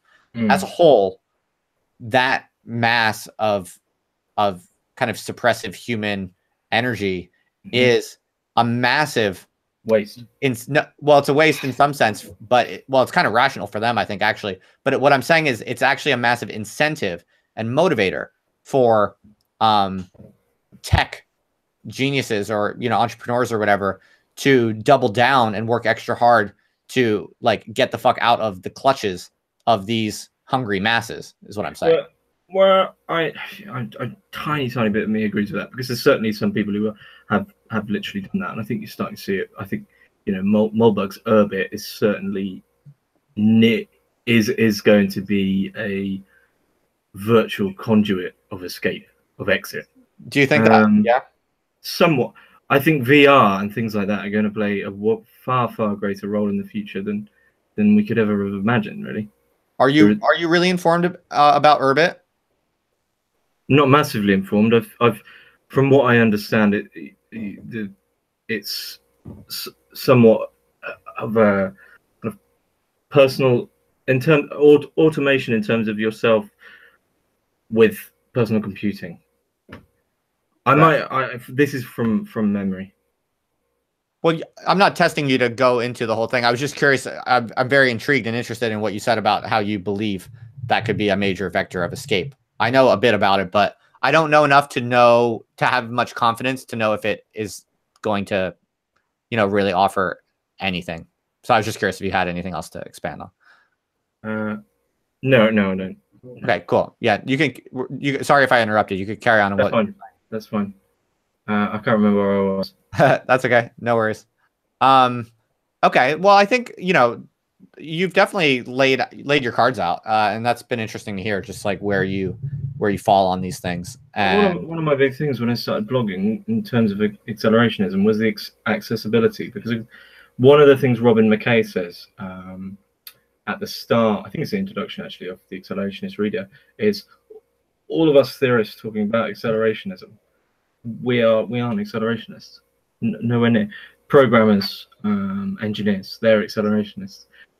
So I think if you truly want acceleration, you need to make it accessible. We need to make accelerationism viral.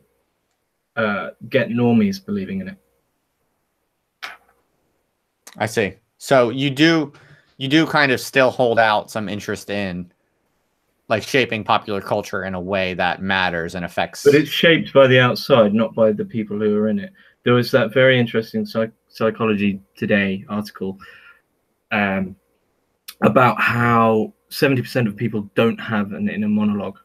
So if we're to believe that, that means 70% of people are what? NPCs? They're just being pulled to and fro by cathedral puppet strings. What did it say? 70% of people don't have it. People don't have an inner monologue, so they just react. Interesting. Okay. It's interesting and terrifying, because are people talking to me, or are they just blurting out, you know, just some primal instinct that they should talk right now, so they just are. Right. Okay. So don't give humans too much credit again, you know.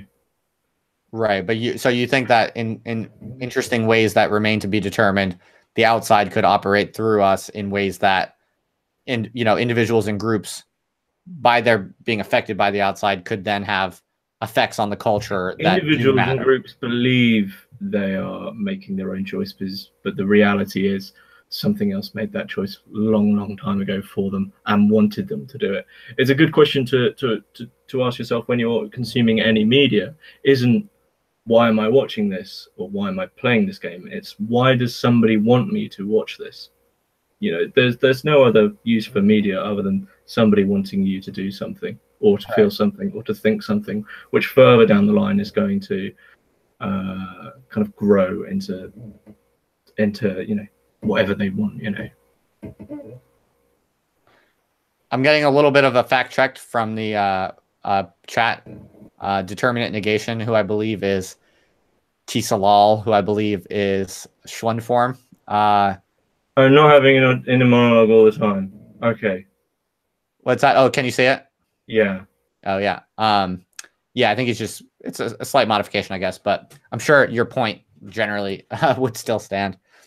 So I'm curious, is there anything in the stuff you've been writing over the past year, or that you're thinking about now and into the future, like big ideas or just maybe even something as simple as like a certain fascination that has been sticking with you for a while, or just anything in kind of your worldview or what you've been writing or working on that is big and important to you that we haven't touched on yet? I tend not to talk about the things I'm working on because I think it's really bad, and you feel like you've already achieved them if you tell people what you're going to do. That's cool. Fair enough. No. So what about the blog though? I mean, because as I said, I've definitely read a good chunk of your stuff here and there when it's come out, when it's kind of crossed my radar. But there's so much to keep up with. Is there stuff that I haven't picked your brain about that you've written that you think is that was important to you, or that we might want to talk about? I'm trying to think back. I've written a few things on collapse. I don't know how you feel about kind of societal collapse and things. Yeah, that's a great question. I don't have strong priors about it. I follow the subreddit called Collapse, and that's a good subreddit. Oh, and shout out to the JMO who I see in the public chat. I know the JMO is interested in kind of collapse related things. So yeah, I would love. Why don't you give us your take on collapse? Well, the one thing I wrote about that was I remember seeing that it was just an image actually in it, and it kind of sparked off an idea. It's the image from The Onion, the satirical magazine, and it said it was. I think it always gets retweeted. Kind of what was it? 20-year-old man wants to run a farm if the world collapsed, but he hasn't got up before 9:30 for the last 10 years. So this, the idea of collapse is absolutely lovely to everyone because it gives us all a restart. But the reality of it is I've got no clue how to purify water. Yeah. Or things so I think the things I wrote on collapse were as black-pilled as you can get. That collapse isn't going to be a restart. It's probably going to be just a stop. What do you mean by that? The idea that media gives across of collapse is that everyone from the towns will band together and start farming on the public land, etc., etc., and it'll all kind of work out and we'll rebuild. Yeah, I think the reality would. I mean, everybody's seen the Black Friday sale videos where they're going basically insane for a TV deal. Imagine that, but people haven't eaten for 6 days, and then you've got collapse. That it's just going to be hell. And do you think that is likely to happen? Well, collapse? Yeah. I certainly hope so. It'd be very fun. And you think it would? Do you think that's going to happen? My priors on this are very, very weak. But it is fun to think about for sure. It's fun to consider different. It's very male, isn't it? It's very what? Male. Male? Well, you don't. Growing up as a man, zombie apocalypse is always something men talk about. I don't think I've ever. Yeah, that's a good point. Women speak about collapse. Maybe that says something about collapse, that we understand what would happen with gender roles. I think that's a very fair point. Yeah, in some sense, I think the collapse scenarios, they are kind of like a adventure fantasy. You know what I mean? It's like, I think when those of us who are kind of interested in, thinking about these possible collapse scenarios, we're really kind of thinking, man, that would be fun. Even when we think it's going to be really dark and we fancy ourselves as having, really hard-nosed, realistic grappling with the brutality of the situation. Yeah. On the inside, yeah, I think for men especially, there's a component of, oh, finally life wouldn't be so boring and I could actually be tested in a I think the big thing is, and leftists definitely don't want to admit this, is that as soon as you have collapse, meaning comes back, because survival and meaning might as well be synonymous. Survival and meaning, yeah, that's right. Trying not to die is the thing. If you think about Western very privileged, whatever you want to call it, society, I could probably, not work, not do anything, and I'd probably still live. There's so much kind of, I guess you'd call them life support from state, that I could literally just lay on the pavement and at some point I'd be taken somewhere where they'd give me water and food. Yeah. You know, that's how ridiculous it is. If you were to say that, you know, 200-300 years ago, people would be like, I'm sorry, I've been out all day from 5 a.m. till night simply trying to eat. You know, there's no question of meaning in a world where you just have to survive. So the lovely thing about that is, the lovely thing about collapse is at least life would be meaningful again. Right. And I think a lot of people seriously lust for that type of situation. And I think that explains why people are so interested in the collapse fantasies. So all of a sudden, we're getting some interesting action from the chat. You're not too tired yet, are you, Meta? No. Are you? No, I'm good to go for a little bit longer. I'm fine to go. I'm definitely a little bit tired today because I was up super early and working a lot today, but we're good for a while. Okay. So one question is, who is your favorite artist? Yeah, it's just a strange thing. I studied fine art at degree level, and I never talk about it anymore. But my favorite artist is Gerhard Richter. Really? Yeah. But yeah, I just grew sick of. If you think philosophers tie themselves up in knots, you haven't met artists. Yeah. I think that the reason I moved from art to theory is at least theorists are trying to come to an answer. Artists just keep making questions, and it just gets frustrating. And most art now is just terrible. So why Richter? In my opinion, he's my big thing when I was at art school was trying to reinstill sincerity back into art, because people just don't. You can defend anything if you call it ironic. Yeah. I've got no problem with irony, but as soon as there's too much, you know, it takes a lot to actually stand by something and go, no, this is what I meant. Has this thing that I've created, does it give off what I intended it to? And I think Richter was one of the last people that I could say he was truly sincere in what he was creating. Interesting. I don't know enough about him. My uninformed impressions were never so positive, but that makes me update my estimates a little bit. One question is, have you ever read or what do you think about John Michael Greer?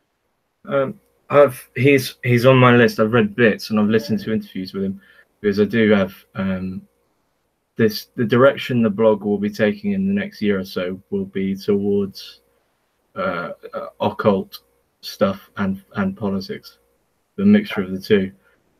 So Greer will definitely be there, because he's another one as well. Actually, he's completely sincere, because he's the last, you know, druid. Yeah, what's that all about? Like, what does that mean? Well, he's I can't remember what the religion is. Hopefully, someone in the chat can put it in there. But I love the idea that he doesn't seem to be live action role playing that at all. Are you a religious person much? I grew up I went to a Church of England school, which made me atheist. There, I kind of wish I'd gone to a proper religious school. Yeah. Because God was not taught to me in any other way than as a bureaucratical figure, you know, just to keep me in line, and that becomes pretty transparent very quickly. But I'm becoming more religious the more I read in the right sphere. Okay, that's interesting. Because that's something that I've also been doing. What's that? Are you? Becoming more so. Yeah, I'm definitely still trying to figure it out in a big way. I'm not. Yeah, I'd say actually Jordan Peterson opened God as an idea to me. That's probably the first time that I've gone, oh, okay, I finally see how other people see God. Because before that, he'd been just he had been a very dull, authoritative structure that was extremely human. And then Peterson comes along and kind of assimilates God into, I guess, you know, lots of other things.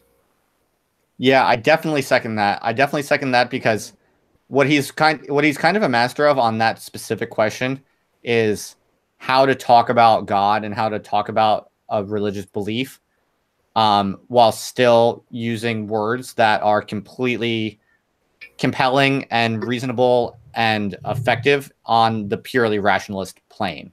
Yeah, You know, yeah, not definitely. that he I has agree. like a fully comprehensive like rationalist proof of God or anything so stupid, but he precisely does not try to do that because he's smart. He knows that's a losing vector.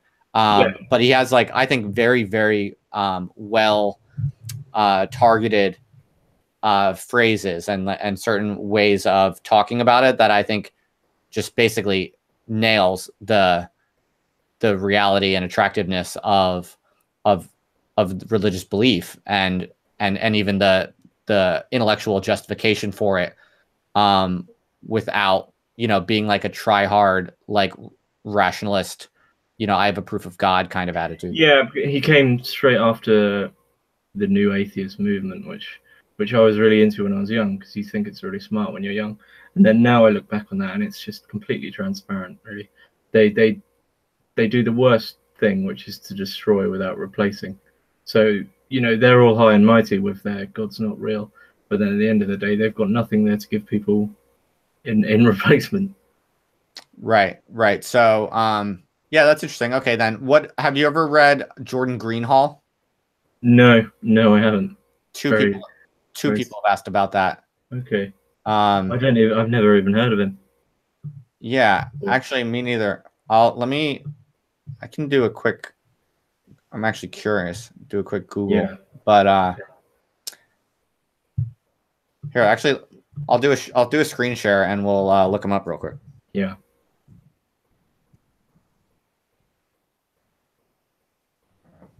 Second. I noticed no unconditional accelerationists have put stuff in the chat. What's that? I thought there'd be more retaliation. Looks like building disruptive technology companies. Neurohacker Collective. Wow. Maybe someone in the chat could tell us what about Jordan Greenhall are we interested in?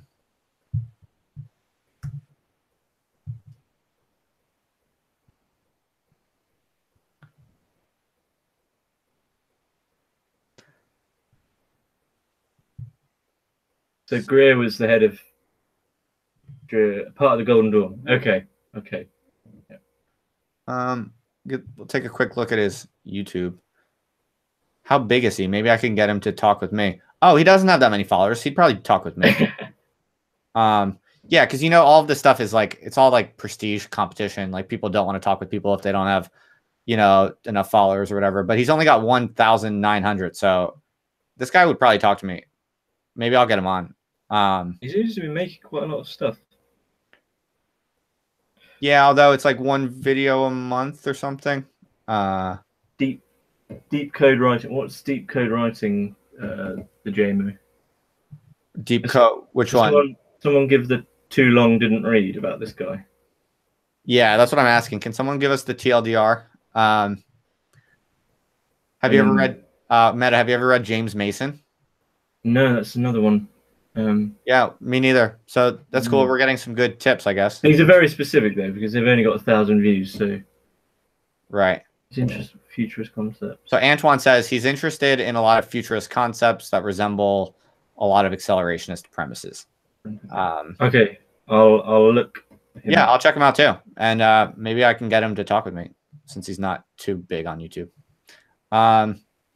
Sweet. So thanks for the leads, people. Sorry that neither I nor Meta have anything to say about it, though. All right. Well, you know what? I mean, we've done an hour and a half, so that's been pretty good. But people are still with us, and we still seem to have rapt attention. We have 40 people listening. If there's any questions, throw them in. Of the 40 of you out there hanging out, do you have any more questions for Meta-Nomad?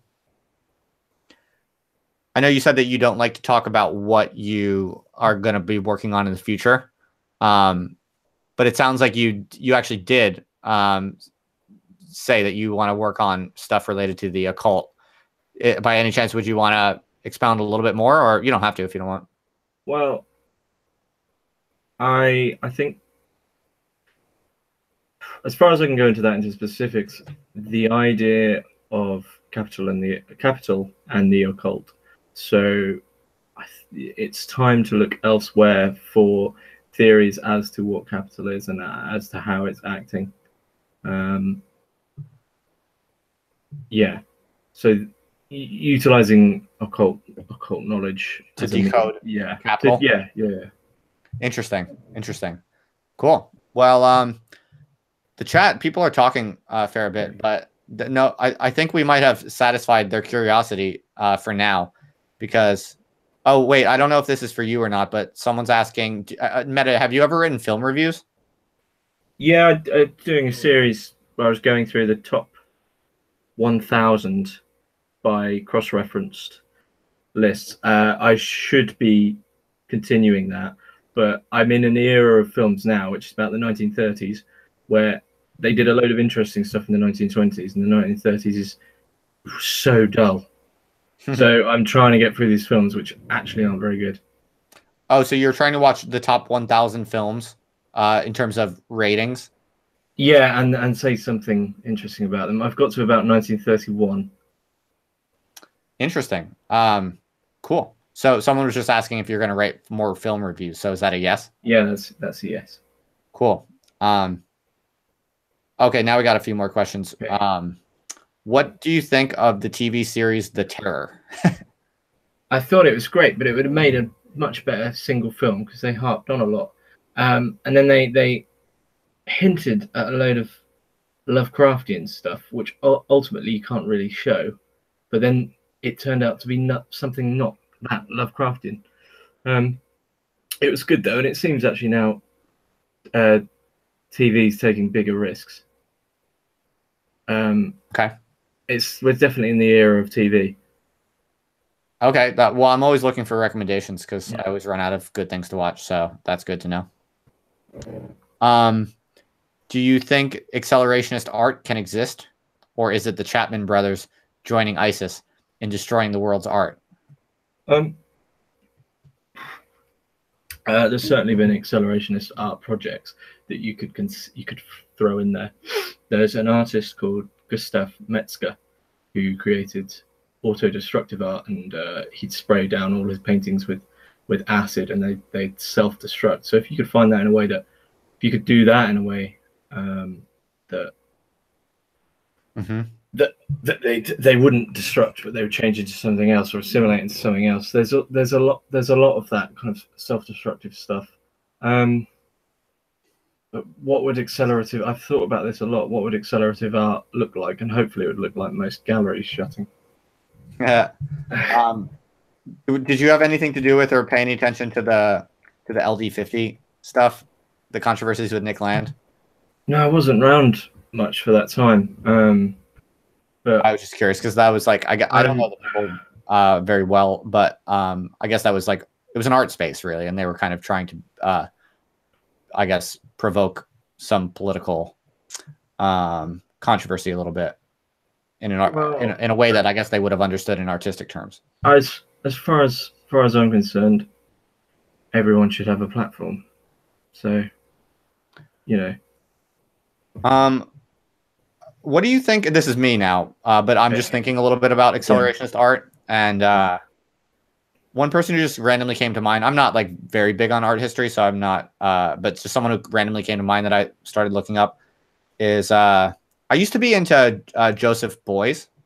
Yeah, I thought about Beuys a lot. Do you think? Yeah. What do you think about him? Well, he was one of the few people to interestingly understand that myth was going to have a real big part to play. That what was myth? Myth. Okay, yeah. So Peterson as well actually speaks about the death of myth a lot, and I think after say World War II, myth is just dead. Myth is gone.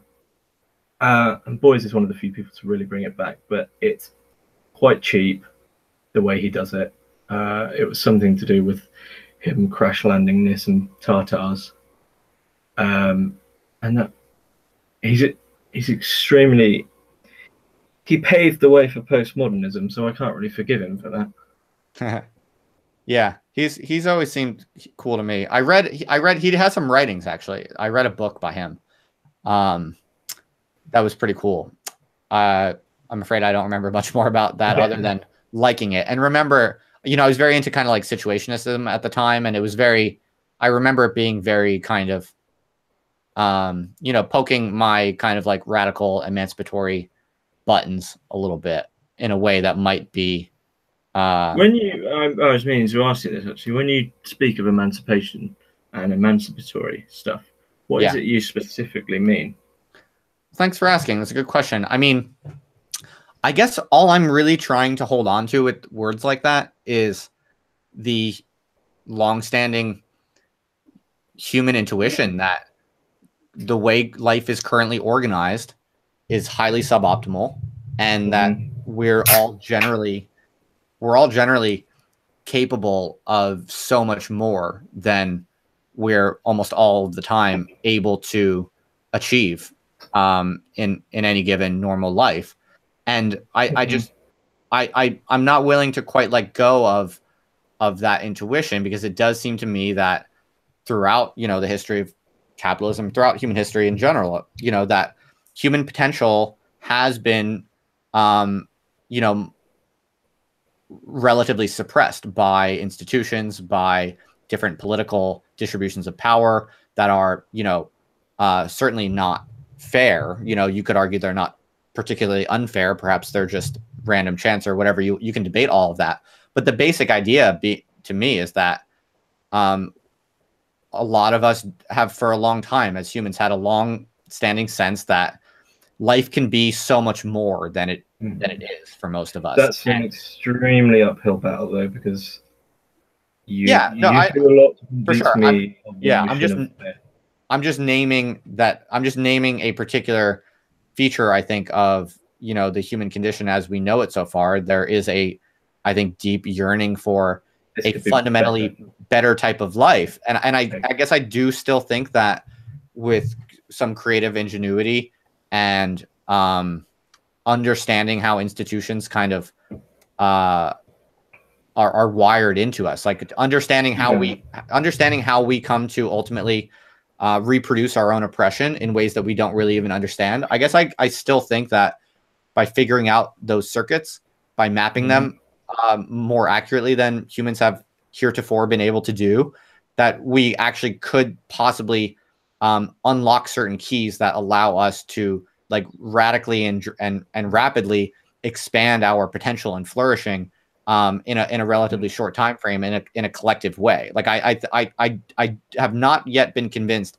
that that's not still a worthwhile vision and a attractive motivation, and that it's not impossible. I have not been convinced that that's still impossible. And to me, that's like why words like emancipation and liberation remain interesting to me. I don't necessarily think this is going to like change the course of, you know, the larger trajectory of the capitalist system. But, you know, for actually carving out better lives for large numbers of people in, you know, from the immediate point in time, at any point in time, I think there's no reason to not seek that type of liberation that people have, you know, labeled under terms like that. Okay, so emancipation towards a objectively better life.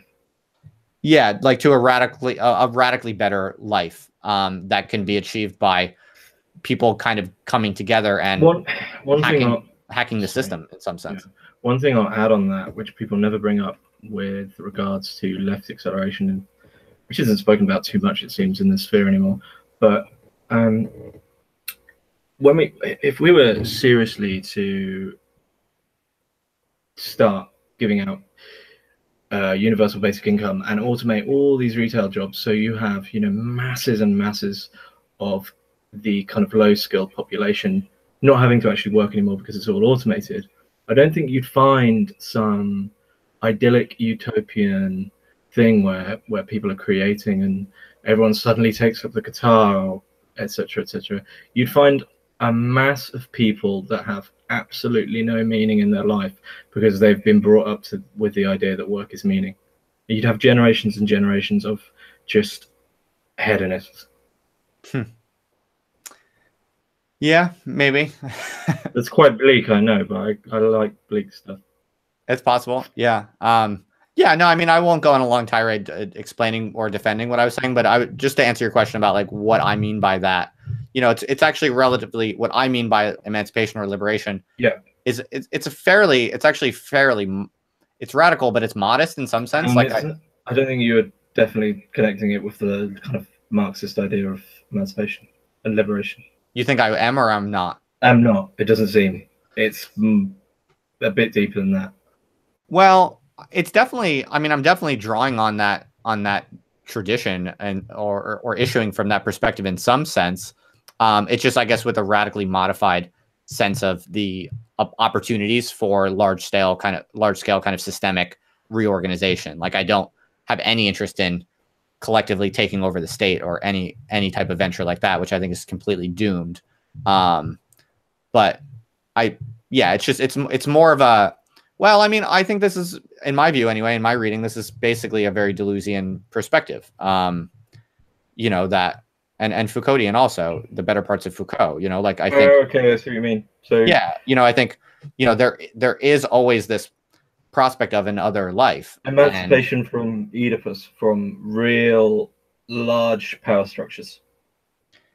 Yeah, you could say that. And so one of the questions I just got in the chat as a follow-up to that is, do I think that there's a universal circuit that kind of intertwines our brains into the mega machine or whatever, however you want to metaphorize that? Or do I think there's a variety in the damage and the subgroups? And I think if I understand that question correctly, I think there's definitely a lot of variation there. And that's one of the big puzzles. But that's why I'm so interested in social science still, because I think basically my feeling is that if you're interested in how can human beings alive today engineer like a fundamentally different type of being in the world, you have to understand things like personality psychology, you have to understand things like sociology and like the empirical data of politics and sociology. But if you understand all of those things, like I think like we've hardly begun to try to really creatively like rewire ourselves in autonomous kind of creative small group types of settings. I think like there have been some efforts to do that, but they've been relatively few and far between and often quite aborted rather quickly. So I think there's still tremendous amounts of research and work to be done on that kind of like autonomous communist kind of radical experimentation.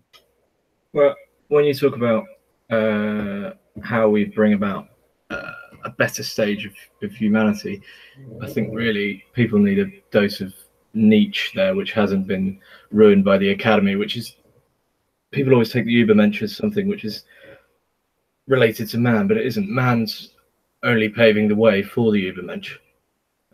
It's for that next stage, that better stage. And we'll never know what that is. We just won't be able to be connected with it. But we will be able to be its bootloader. Right. I don't really see what you're saying about social sciences, though. Oh, well, like people work, we're able to map how the human being works. Like we know a tremendous amount about how, who we are as objects, as systems, as bodies. We know a lot about how we work, but not just how we work. Generally, we know a lot about the individual variations between bodies and their markers and their predictors and the relationships between, many variables. And also at the higher level, at the aggregate level, we know a lot about how groups work, and we know a lot about, group psychology and group phenomena. And, no one has really tried to integrate this wealth of knowledge at the frontier of contemporary social science with, a radical or emancipatory kind of political project to say, okay, like could you take all of this knowledge and basically optimize for liberation? I mean, there have been efforts to do that sort of thing for sure. I'm not downplaying interesting initiatives that I might not be mentioning, but from all I'm really saying is that still seems to me to be an eminently desirable and worthwhile goal, and that is basically in the tradition of radical politics.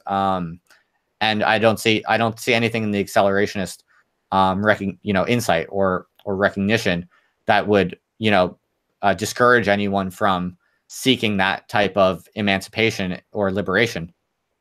Okay, so accelerationists could utilize the knowledge that we've gained.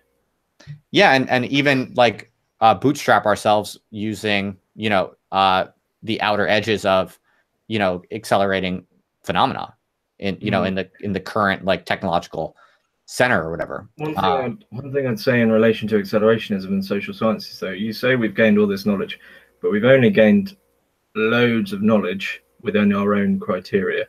And I think capital might have its own criteria as to what it wants to do. So there's, as I said before, when a group believes that it's doing something for its own solipsistic purpose, which is lovely and humanist, capital is probably stood there firing a tendril and just dragging it along already. It's planned this. Yeah, maybe. Well, okay, yeah. I mean, in some sense, I think like what I'm saying is not that interesting from like a large scale political, like geopolitical philosophy or history perspective. Like, all I'm really saying is that this, correctly understood, the radical emancipatory tradition maybe just has to be sort of reconfigured at a more modest level or something like that. That, you know, and that makes it like less interesting. You know, I'm not selling some sort of major, like, everyone can get together and reroute the course of world history through like my political program. You know, like I'm emphatically not offering that, which means it's like a little less interesting or significant than the kind of like traditional Marxist schema or whatever. And the stuff I'm talking about, you know, kind of starts to almost sound like self-help type of, as you said, like, you know, solipsistic communities just making their own lives better. That has a big part to play in right accelerationism. Self-help and self-help and, you know, taking it upon oneself to sort themselves out. Yeah, for sure. Yeah. But I think, yeah, for sure. I mean, I think there's a left-wing version of that though also, which is... Is there? Yeah, I haven't seen... Well, I guess that's kind of what I'm repping in some sense, because... Well, then I think a lot of leftists would say that you were center or right, to be honest. Because as far as I can see, the left really don't like self-improvement. Usually what they do is not improve and move the goalposts so where they are is already improved.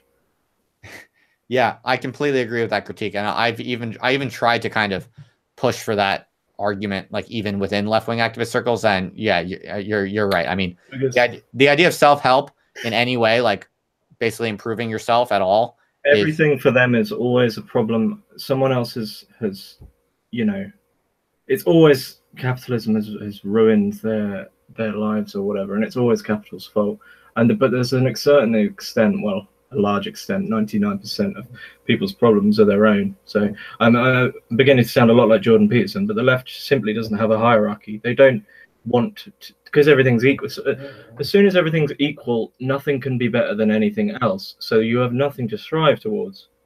Yeah, I agree with that critique. And yeah, I would only add that Justin agrees with that critique, everyone. What's that? I think you'll get in trouble now. I don't think anyone's going to be too surprised by anything I say at this point. Okay. I was just going to add that, you know, it's really striking how in left-wing activist culture, like the subculture, the sociology, talking about helping yourself it's really anathema. It's not just like not cool or not interesting. It's like that's capitalist ideology. It's how it's self-help is capitalist ideology. 100%, dude. There are so many think pieces you can find if you Google like hipster, like lefty writers criticizing like the idea of wellness and you know, this sort of stuff. And yeah, like, because the idea is that once you start locating the source of problems in yourself as something that you could possibly correct in substantial ways, then you're shouldering the burden of what is actually capitalism's fault. It's capitalist ideology. You're just basically shoring up the institutions. You're taking heat off the capitalist exploiters, and you're basically blaming individuals. You're blaming the victim. All of these sorts of memes immediately come out after. And that's why, like, I eventually started to see the entire like leftist sociology, the entire culture, as basically like like a massive defense mechanism structure. It's like this consensual defense mechanism that all of the people inside of it will never have to be forced to confront the ways like they're fucked up people. They'll never have to take responsibility for anything. Yeah. And not because they won't take responsibility in their own words, but because that responsibility was never theirs. How dare someone put that upon them? So do you think because the Overton window is now moving so fast leftward, do you think within maybe 5 or 10 years that you'd be considered a conservative? I mean, I think what you said before is right. I think lots of people right now on the left would call me conservative already. Yeah. I mean, I think these categories are now so scrambled that it's completely chaotic and makes very little sense. Yeah, I agree. And I mean, it's also motivated reasoning. So like, I mean, it's a whole other talking point. I was going to mention some research I've done on like who actually thinks what in these weird little ideological online subcultures. And yeah, the people that are like most vocal in representing the public face of the left today, I actually have this hypothesis, and I have a fair amount of data from different angles to support it, that they're not actually extreme leftists. They're actually center leftists, and they tend to be higher on some other kind of hidden variable, something like authoritarianism or whatever you want to call it, something like whatever taps the political correctness vector. They're not like, everyone talks about them as if this is the radical left or this is the far or extreme left, and like the rational left and moderate left has to really bring them in and rein them in, and that really gets it wrong. It's I believe, and the data do, I think, suggest this, that you know the PC left is actually, they're only slightly left wing. They're just really high on other variables. Well, definitely, because everything they're instigating is, and everything they're throwing out there is just, it's authoritarian, isn't it? Because if you lived in a state where no one's got to take responsibility, then or there's no such thing as self-help, then in some way you are just allowing yourself to be controlled by the other side of that. Yeah, that's right. So basically, I think what's going on is there's all this scrambling, and people are occupying public labels that are quite inconsistent with the underlying distribution of their actual political beliefs, but they're doing it for motivated instrumental purposes, and then they're labeling other people in similarly deceptive and incorrect ways, and then like it's complete chaos. Like what gets labeled left and what gets labeled right. So what, in other words, actually functions or occupies the space of left or right? Their entire system is free floating. It's completely chaotic and unstable. Yeah, for sure. All right, dude, I have to admit my brain power is starting to deplete rapidly now. So fine. I feel like I should probably dip out of this before I start embarrassing myself with unformed sentences. Okay. But dude, I mean, this was really fun. Thank you for joining me. And I didn't mean to be too abrupt, by the way. Was there anything you wanted to get in before I'm not in any rush, really. I just wanted to. No, I'm finished. Well, thank you very much. It's there were definitely a very engaged audience for this whole time, and we did almost 2 hours together. So we covered a lot of ground, I think, and people seemed really interested in it. So, and we got some good questions at the end. So that's always a good sign. And yeah, I think. Have you enjoyed this? Yeah, it's been enjoyable. I'll happily do it again if you ever invite me on again. Good to know. Thanks very much. Yeah, good to know. No, that means a lot to me. Like I genuinely try to, I want this to be actually fun for the other person. So I always try to check in about that, and I'm happy to hear that you found it worthwhile. So all right, everyone in the public chat, if you haven't done so already, please subscribe. I know some of you are hanging out and you haven't subscribed yet. I got to get to that 100 mark in the next month. That's my goal. So please do, and share the shit and all that kind of junk. I don't pressure you to do that kind of crap. I'm not a marketer, but for those of you who are still here after all this time, please do all that stuff. And thank you for hanging out with us. Thanks for the good questions, and thank you for. By the way, if there were any comments at some points, the comments were a bit fast, and I definitely, while I was talking with Meta, I didn't get to read all of them. I might have missed some things.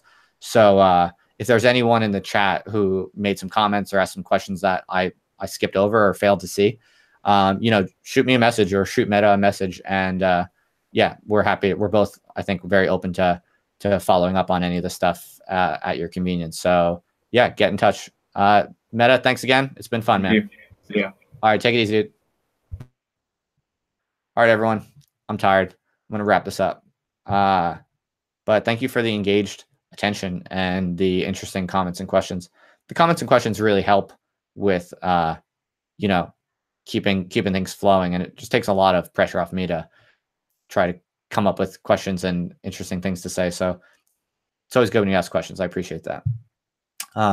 As I said, if I missed anything, just shoot me a message. If you want to get in the Discord server, also just shoot me a DM on Twitter or whatever. And I'm more than happy to give you an invite if you've been enjoying all the stuff. So yeah, thanks again. Enjoy your evening, everyone. I'm out of here.